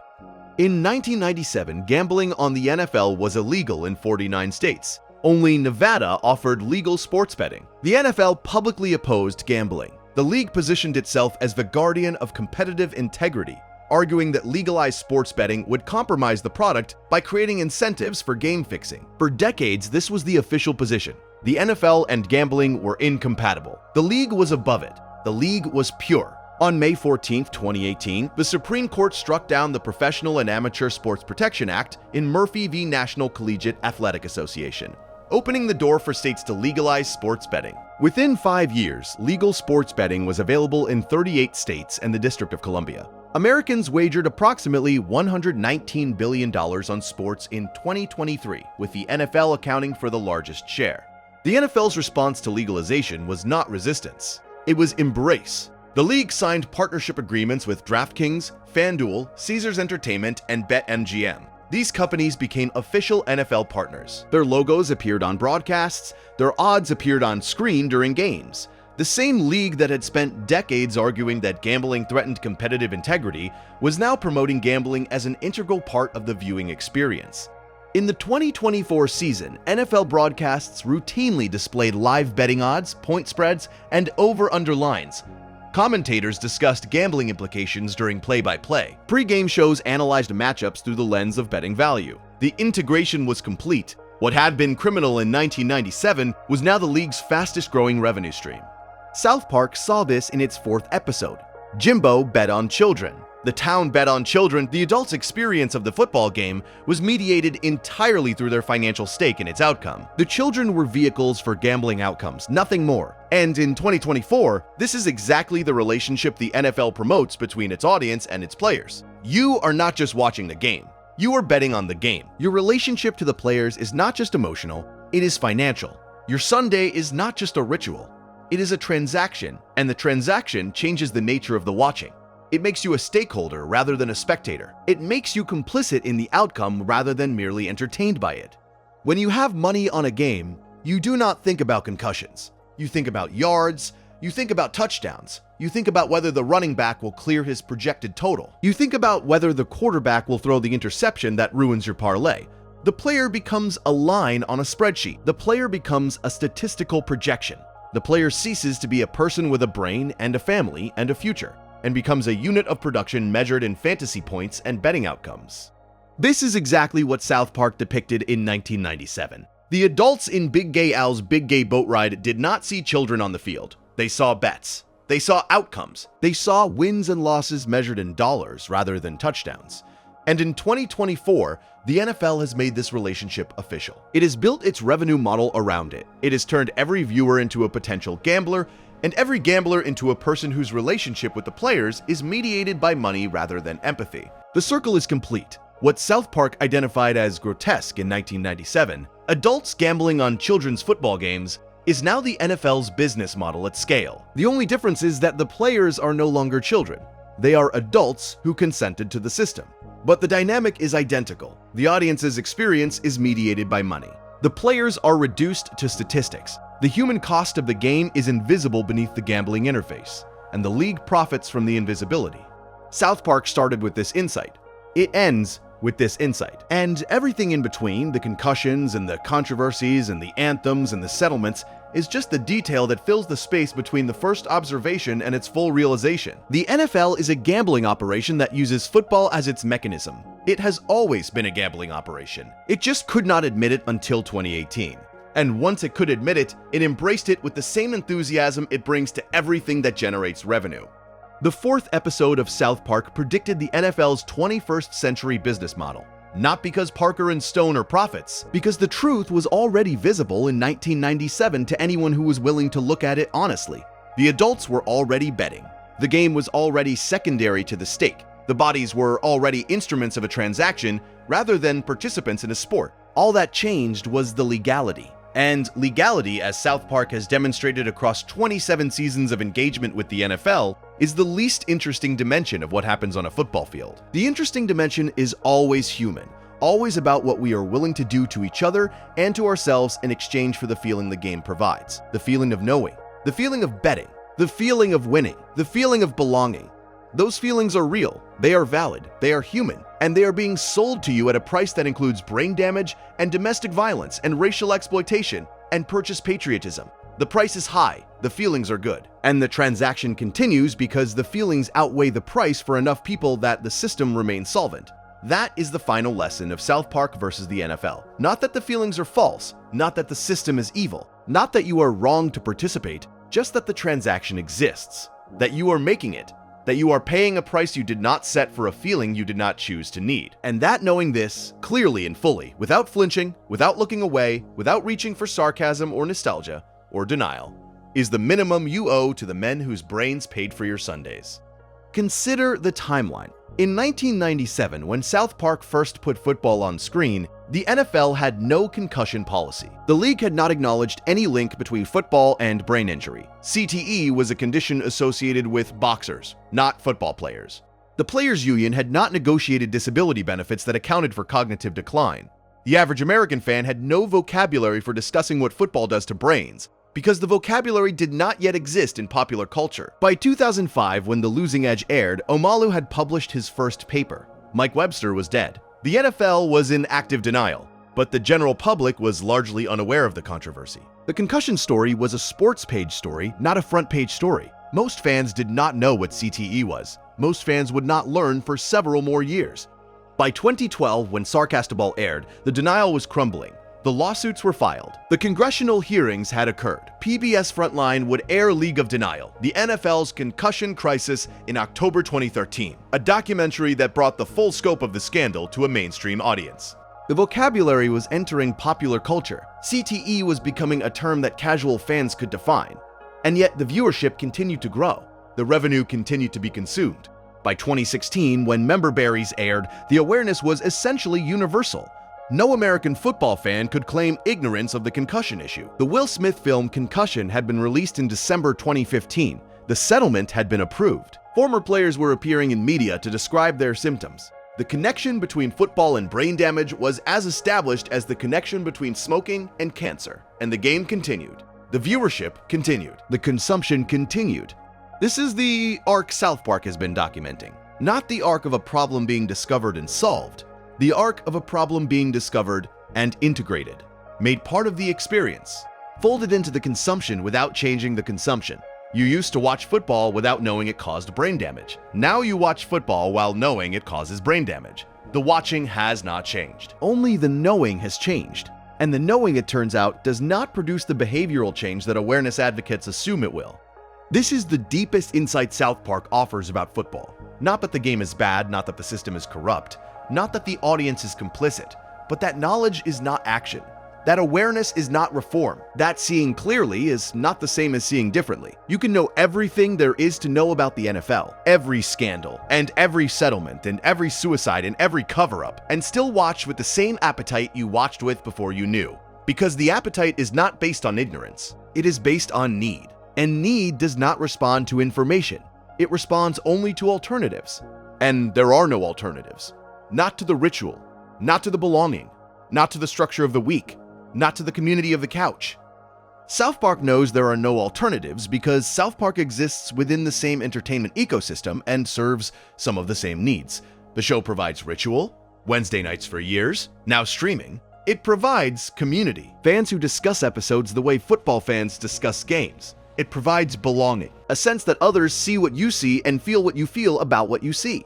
The show cannot offer itself as an alternative to football because it operates by the same principles, just at a smaller scale and with less brain damage. What it can offer is honesty, and it has been offering honesty about football since the first episode that featured the sport. Honest about the exploitation, honest about the complicity, honest about the inability of knowledge to change behavior, honest about the beauty of the game and the damage of the game, and the impossibility of separating the two, honest about you, honest about itself, honest about the fact that this essay, like the episodes it describes, is itself content about football consumed by people who will watch football tomorrow, and that consumption is not hypocritical. It is simply what we do. The NFL entered its 2024 season valued at approximately $207 billion across its 32 franchises. The average team value exceeded $6.5 billion. Television rights deals through 2033 are worth approximately $110 billion combined. The league distributed approximately $400 million per team in shared revenue. The minimum player salary for a rookie is $795,000. The average career lasts 3.3 years. The average player earns approximately $3.4 million across their career, before taxes, agents' fees, and the inevitable medical expenses that accumulate after retirement. Those numbers are the system reduced to arithmetic. They tell you who benefits and who pays. They tell you where the money flows and where the bodies break. They tell you that a system generating over $20 billion annually can settle its brain injury liability for approximately $1 billion, and consider that a good deal. They tell you that the cost of a human brain, in the NFL's accounting, is somewhere between $1.5 million and $5 million, depending on the severity of the damage. South Park does not cite these numbers. It does not need to. The numbers are available to anyone who searches for them. What the show does is give you the emotional context in which the numbers become meaningful. It shows you Randy Marsh unable to stop being sarcastic about brain injuries, and asks whether you recognize that behavior in yourself. It shows you Cartman exploiting a trademark vacancy, and asks whether you see the NFL's ownership class in his methods. It shows you girls sitting during an anthem while a town watches in outraged incomprehension, and asks whether you have ever cared more about the gesture than the cause. If the answer to any of those questions is yes, then the show has done its work, not the work of changing you, the work of reflecting you, the work of showing you what was already there before you had the language to describe it. The work of making the invisible visible even if the visibility changes nothing about the behavior. Even if you watch the episode and then watch the game and then watch the next episode about the game and continue the cycle indefinitely. The cycle is the point. The repetition is the point. South Park returning to football again and again across 27 seasons is not a failure to find new material. It is an acknowledgement that the material never changes, because the system never changes, because the audience never changes, because change was never the mechanism by which American entertainment operates. American entertainment operates through repetition, through ritual, through the comfort of the familiar, through the assurance that next week will be like this week, and that the pattern will hold, and that Sunday will arrive, and the game will be on, and everything will be exactly as it was.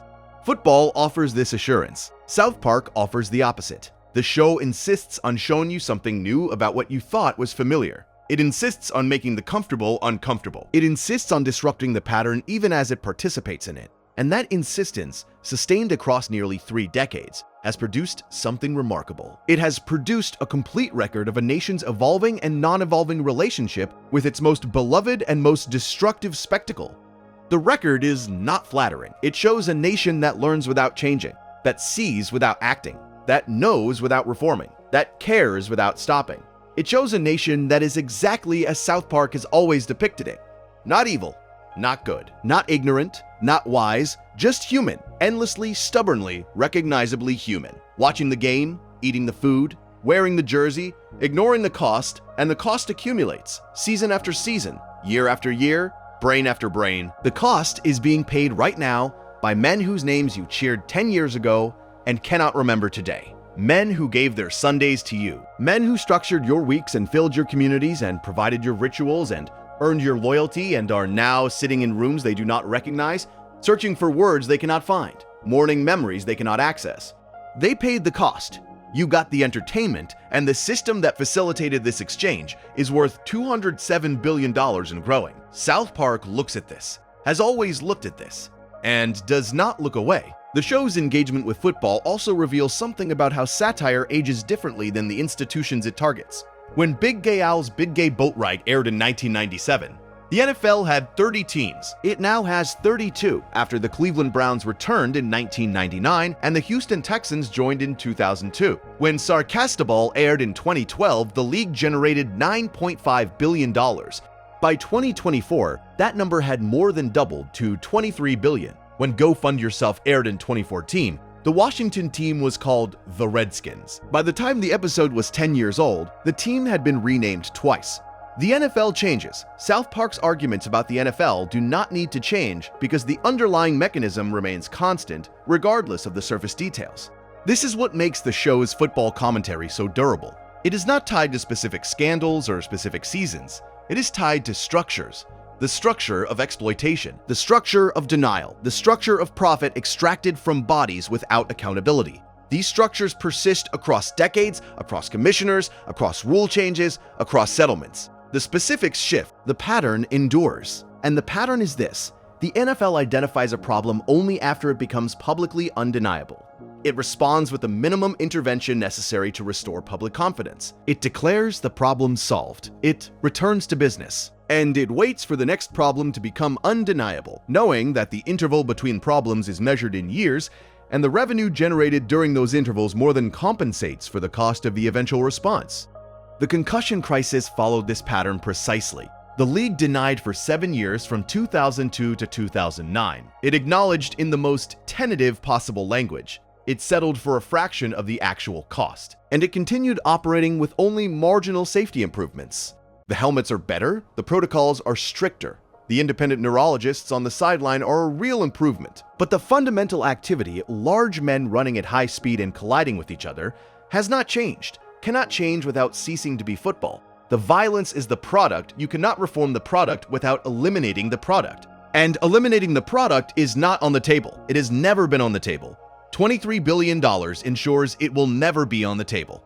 The domestic violence crisis followed the same pattern. The league had weak policies for decades. The Ray Rice video forced a response. The response was a stronger policy on paper. Whether the policies enforced consistently remains debatable. Players continue to be arrested for domestic violence. Some are suspended, some are not. The inconsistency is not a failure of the system. It is the system. Consistent enforcement would require the league to remove valuable players from rosters, reducing the quality of the product, reducing the viewership, reducing the revenue. Inconsistent enforcement allows the league to appear responsive while maintaining its economic interests. It is the minimum intervention necessary to restore public confidence. It is the pattern.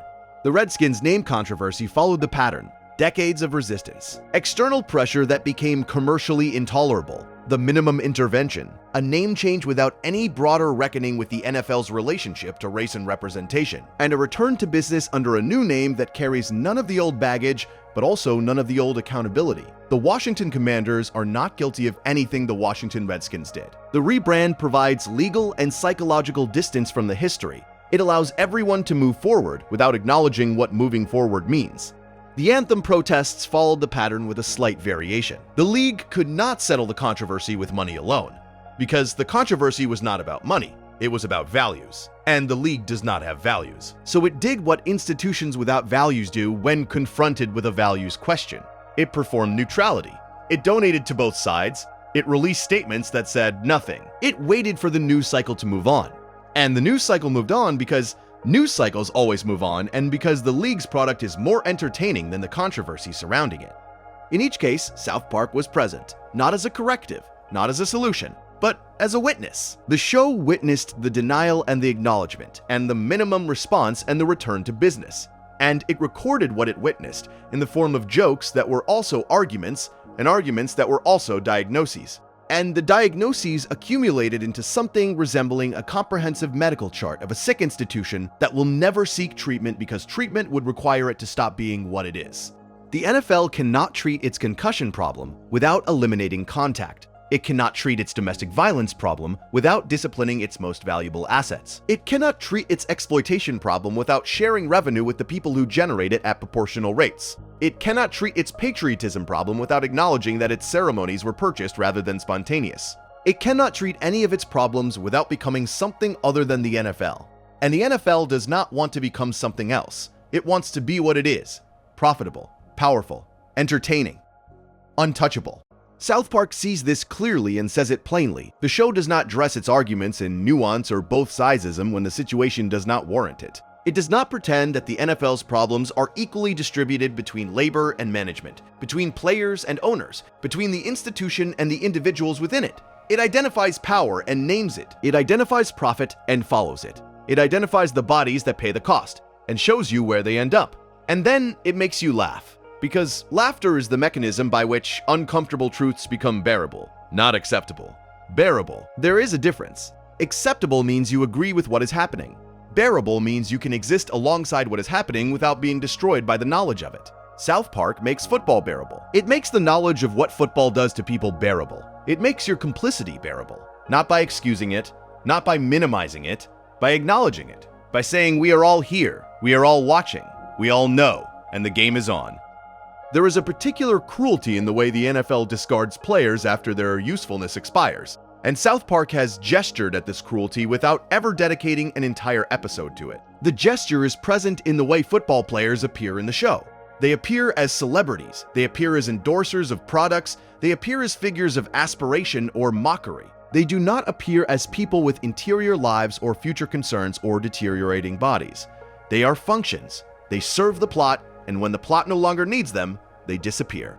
This is exactly how the NFL treats its workforce. Players are visible while active. They are marketed, they are branded, they are featured in documentaries and commercials and video games. And then they retire, and the visibility ends, and the marketing ends, and the branding ends, and what remains is a person with a damaged body and a limited skill set outside of football, and a bank account that may or may not be sufficient to cover a lifetime of medical expenses. The NFL Players Association reports that 78% of former NFL players experience financial stress within 2 years of retirement. This is not because NFL salaries are low. It is because NFL careers are short, because the culture of football discourages financial planning, because the transition from professional athlete to civilian is psychologically brutal, and because the medical costs of football-related injuries, including but not limited to CTE, can be staggering. The league's response has been to create programs, transition programs, financial literacy programs, mental health resources. These programs exist. They are real. They provide genuine assistance to some former players.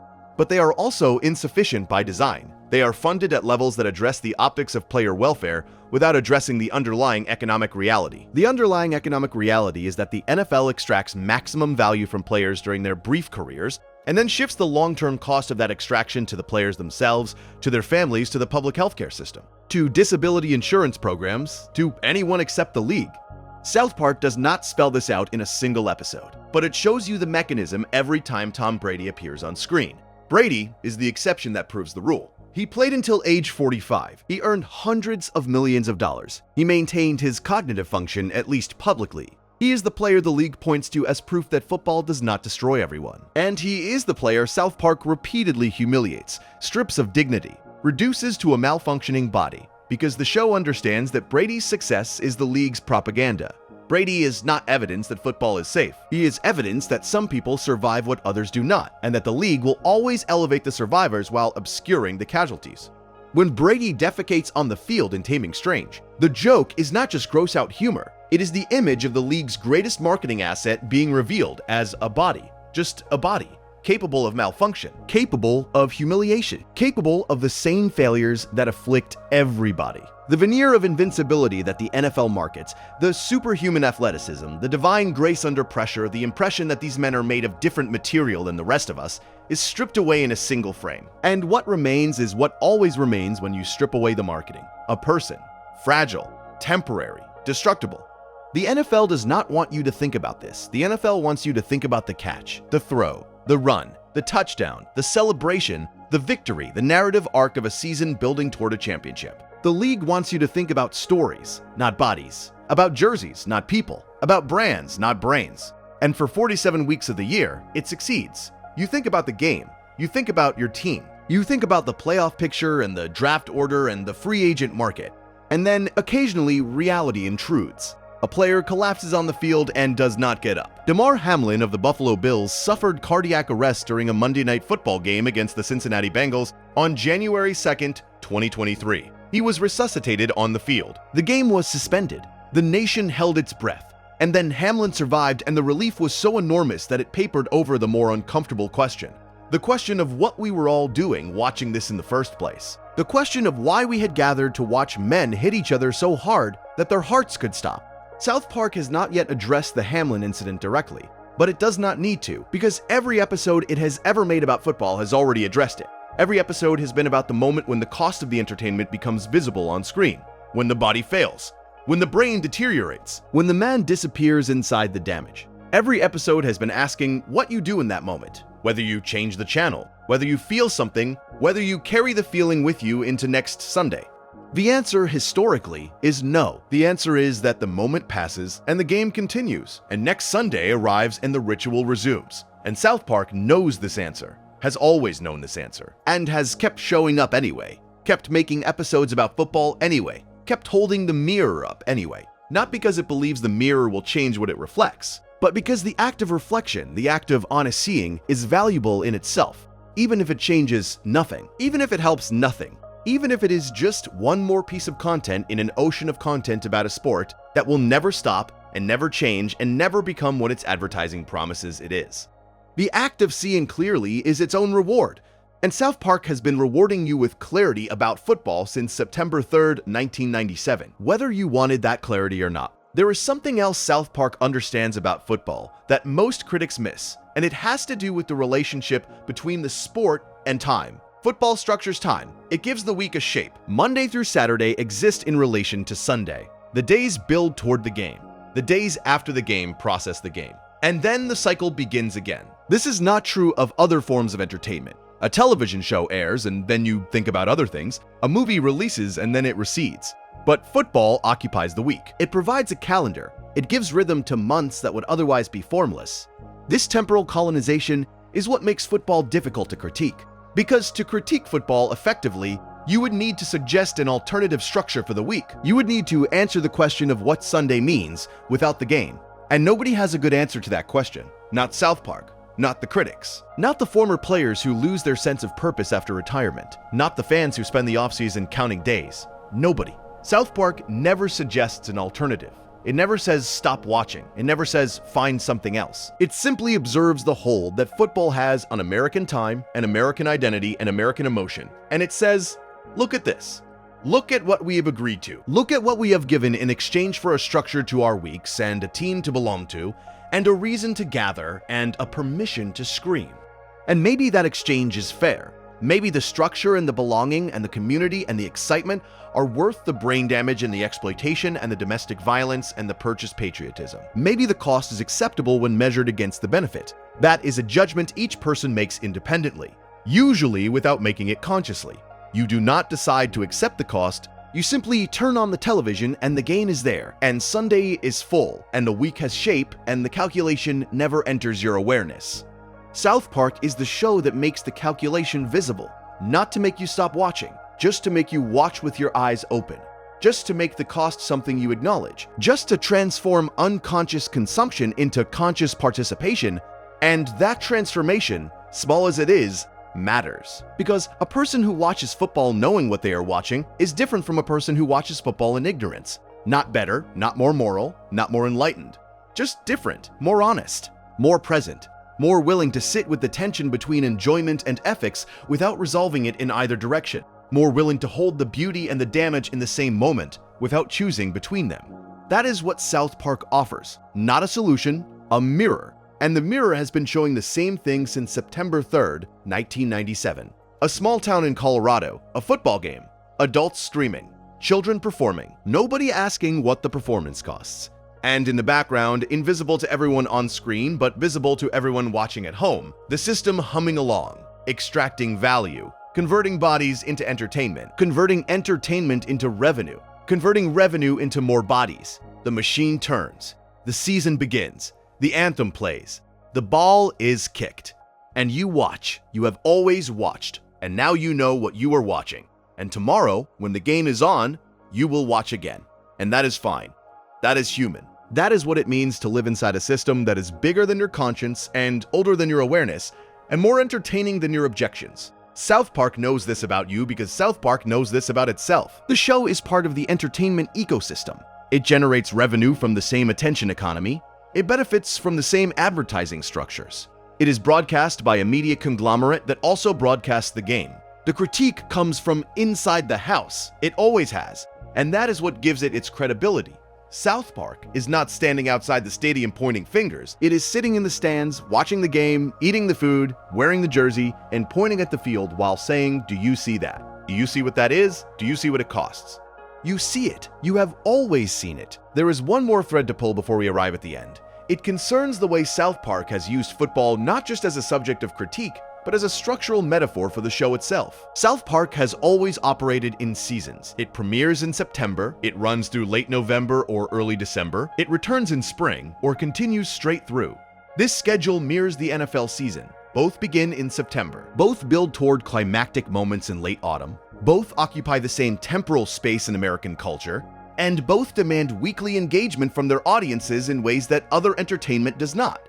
This parallel is not coincidental. Parker and Stone have spoken repeatedly about the production rhythm of South Park, how each episode is written and animated in approximately 6 days, how the show's relevance depends on its ability to respond to current events within a week of their occurrence. This production schedule makes South Park more like a sports broadcast than like traditional scripted television. Each episode is live, in a sense. Each episode is responding to what happened this week. Each episode is performing under pressure with a deadline that does not move. And that production rhythm connects the show to football in a way that goes beyond subject matter. Both South Park and the NFL are weekly appointment content. Both reward loyalty with continuity. Both punish absence with confusion. If you miss a week of South Park during a serialized season, you lose the thread. If you miss a week of football, you lose track of standings and injuries and narratives. Both shows, because the NFL is a show in every meaningful sense, demand your attention on their schedule rather than yours. And both shows have built enormous cultural significance, partly because of this demand. The scarcity of weekly episodes creates anticipation. The anticipation creates community. And the community creates identity. You are a South Park fan. You are an NFL fan. These are identity statements. They tell people something about who you are and what you value and how you spend your time. They create in-groups and out-groups. They provide conversation starters and social bonds and tribal markers. And they operate by exactly the same mechanism: loyalty to a weekly broadcast that rewards your attention with belonging. South Park is aware of this parallel. The show has never positioned itself as an alternative to football. It has positioned itself as a companion to football, the show that airs on Wednesday after you have processed Sunday's games and before the next Sunday arrives. The show that occupies the spaces between games, the show that reflects on what happened during the last broadcast and anticipates what might happen during the next one. South Park and the NFL are not competitors for your attention. They are co-tenants in the same attention economy. They share the same audience, they serve the same needs, and they know it. This awareness gives the show's football episodes a quality of self-implication that pure critique cannot achieve. When South Park says the NFL exploits bodies for entertainment, it is not excluding itself from the category of entertainment that benefits from exploitation. When it says the NFL manipulates emotions for profit, it is not pretending that its own emotional manipulations are fundamentally different. When it says the audience is complicit in the system, it is naming the same audience that watches South Park. The critique is reflexive.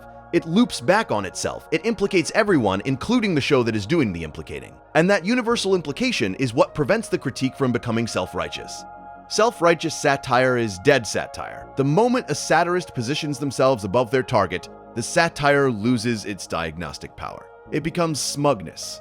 It becomes preaching. It becomes the very thing it claims to oppose, a performance of moral superiority designed to make the performer feel good rather than to make the audience think.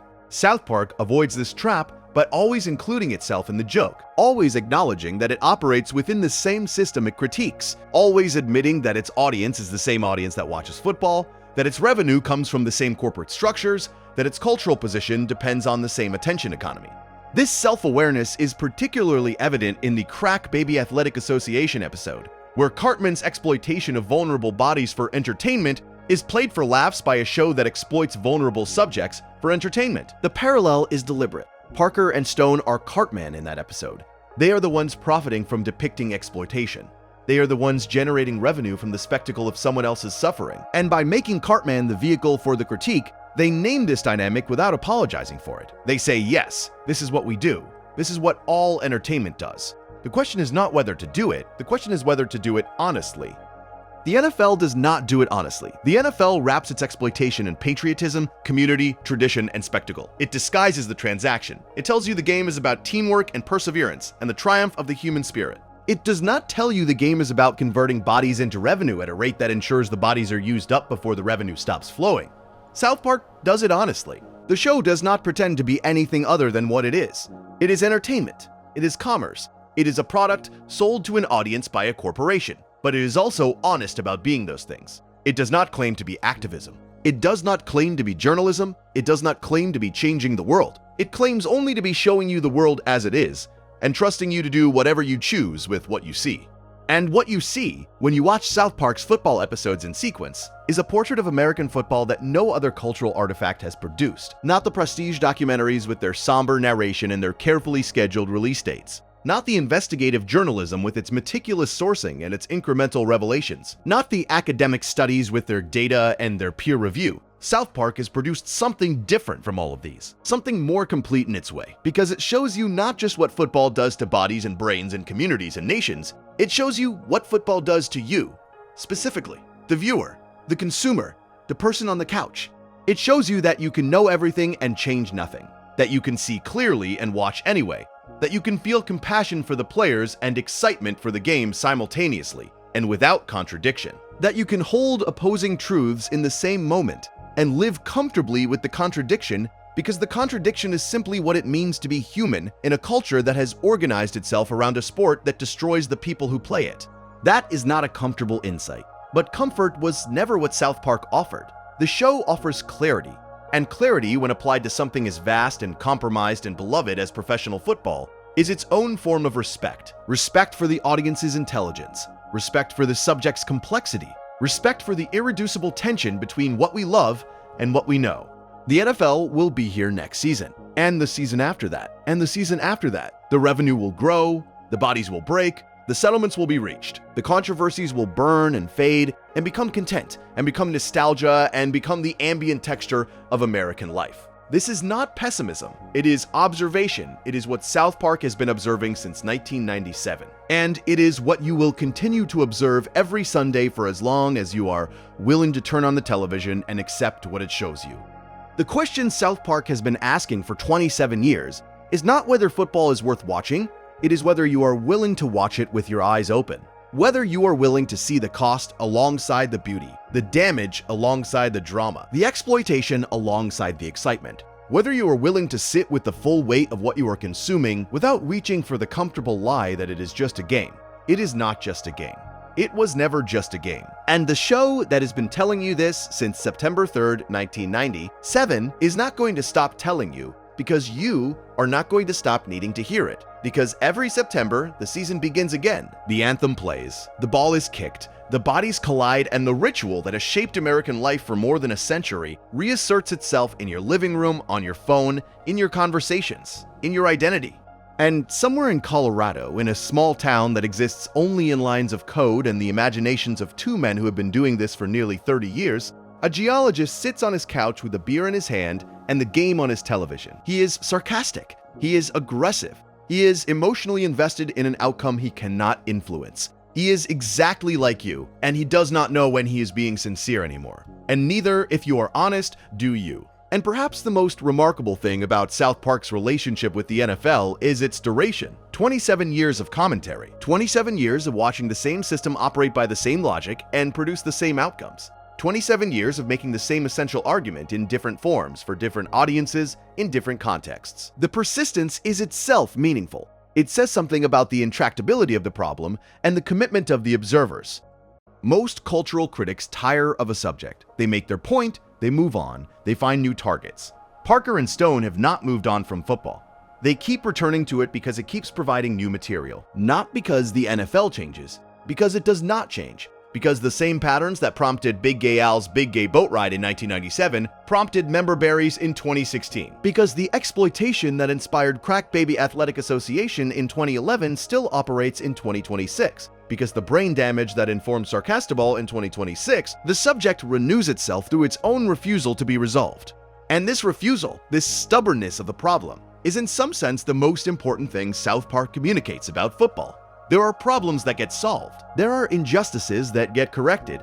There are systems that reform themselves under pressure. Football is not one of these. Football persists in its current form because its current form is too profitable to change, and too entertaining to abandon and too embedded in American identity to modify without triggering a cultural identity crisis.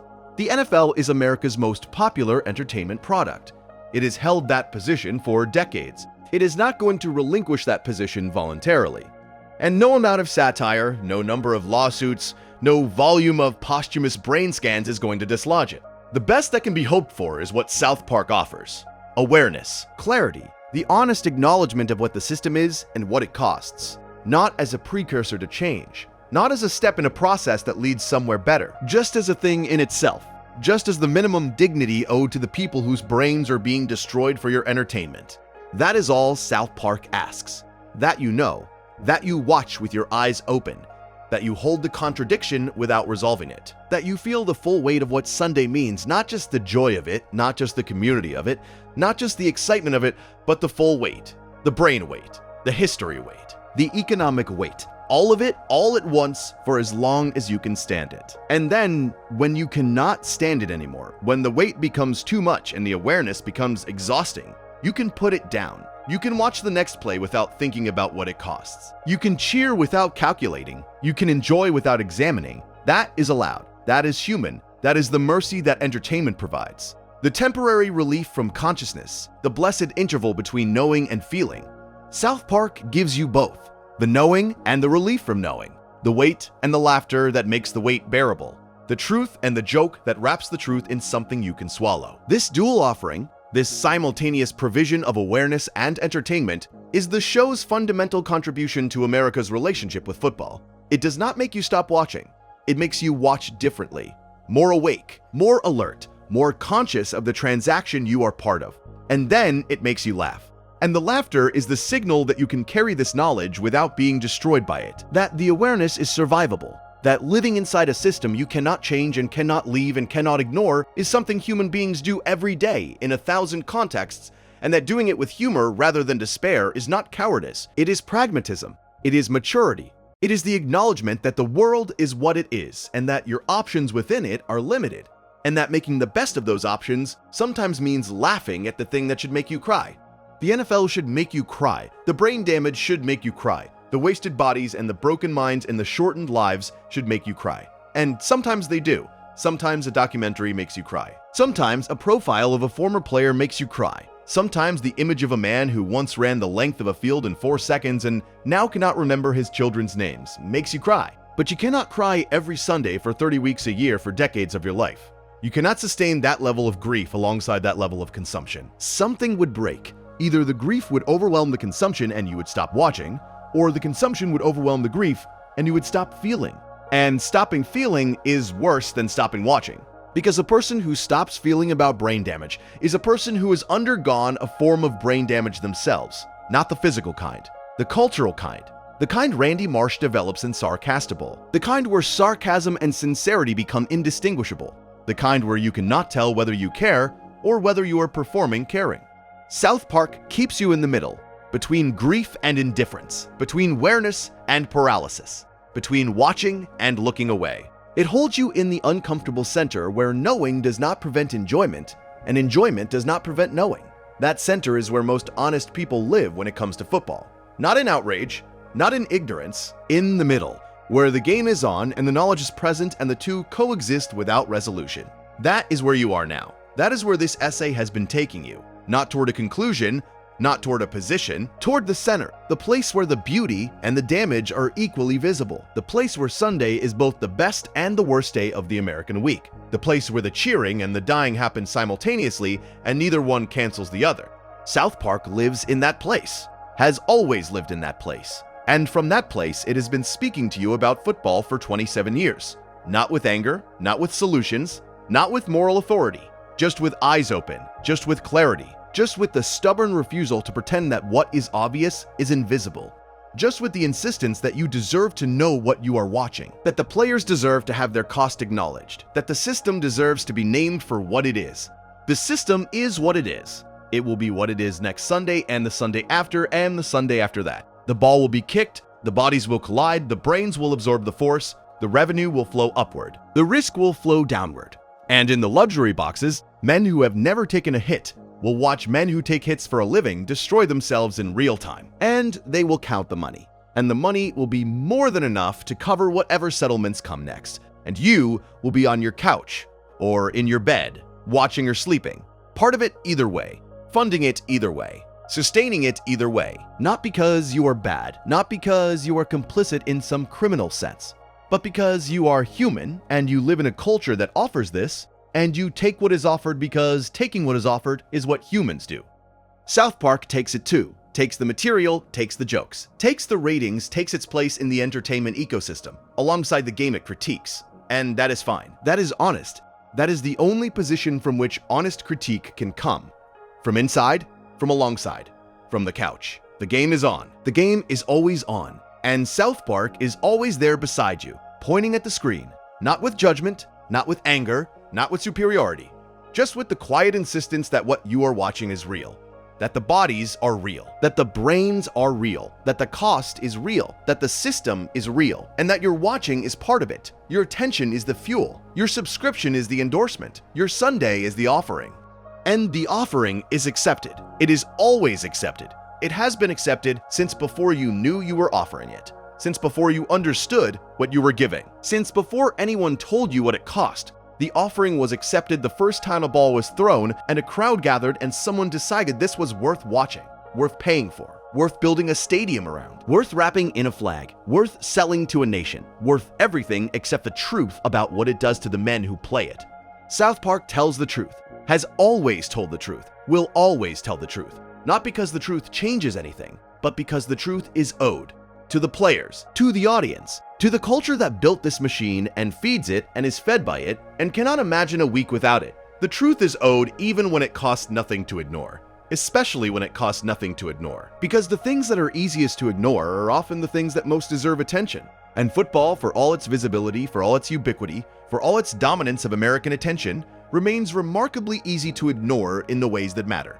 Easy to watch without seeing, easy to enjoy without acknowledging, easy to love without examining. South Park makes it harder. Just a little, just enough, just 22 minutes at a time. And that difficulty, that small increased awareness, that minor elevation of consciousness, is the show's gift to you. Take it or leave it. The game is on regardless. On September 3rd, 1997, Stan Marsh threw a football to Kyle Broflovsky. As time expired, the South Park cows won the game. The adults won their bets. And the only lesson anyone learned was that it is okay to be gay. Nobody asked what the game cost. Nobody wondered what it meant that adults had bet their livelihoods on the bodies of their children. Nobody questioned the arrangement. It was football. It was how things work. On September 26, 2012, Randy Marsh lost the ability to distinguish between sarcasm and sincerity, while the nation replaced football with a game played with balloons and did not notice the difference. Tom Brady endorsed a product he did not understand. Peyton Manning walked untouched into an end zone. And the only thing anyone learned was that they would watch anything as long as it was on television on Sunday. On September 24, 2014, Cartman named his company after a racial slur that had been on a football helmet for 87 years. A billionaire begged a child to return it. The child refused. The building burned. And the only thing anyone learned was that names change when money changes. Nothing else changes names. Not compassion, not decency, not the knowledge that a slur is a slur. Only money. On September 14, 2016, the girls of South Park sat during the anthem while the town watched, and nobody asked why. JJ Abrams rebooted the ceremony into meaninglessness. The member berries whispered about a time when none of this was complicated. And the only thing anyone learned was that the anthem was never about the song. It was about the agreement to stand together without asking what you were standing for. Those 4 dates. Those 4 episodes. Those 4 arguments span 19 years of the show's run and cover the full scope of what the NFL means to American culture. They are not separate. They are the same argument made 4 times in 4 contexts. The argument is simple. The NFL is a mirror. Football is a mirror. What you see in it is yourself, your willingness to watch, your ability to know and to continue, your talent for caring deeply about things that do not require your care, and caring very little about things that do. And the mirror is not going anywhere. The game is on next Sunday, the anthem will play, the bodies will collide, the brains will absorb the impact, the revenue will accumulate, the settlement checks will clear. The member berries will whisper, and you will sit on your couch or lie in your bed, and you will watch or you will sleep. And either way, the system continues because the system was never waiting for your permission. It already has it. It has had it since the first time someone charged admission to a football game. Since the first time a player left the field unable to walk and the game continued without him. Since the first time an audience chose the spectacle over the cost. Since the first time the math was done and the math said keep going. It has had it since before you were born. Since before South Park existed. Since before television existed.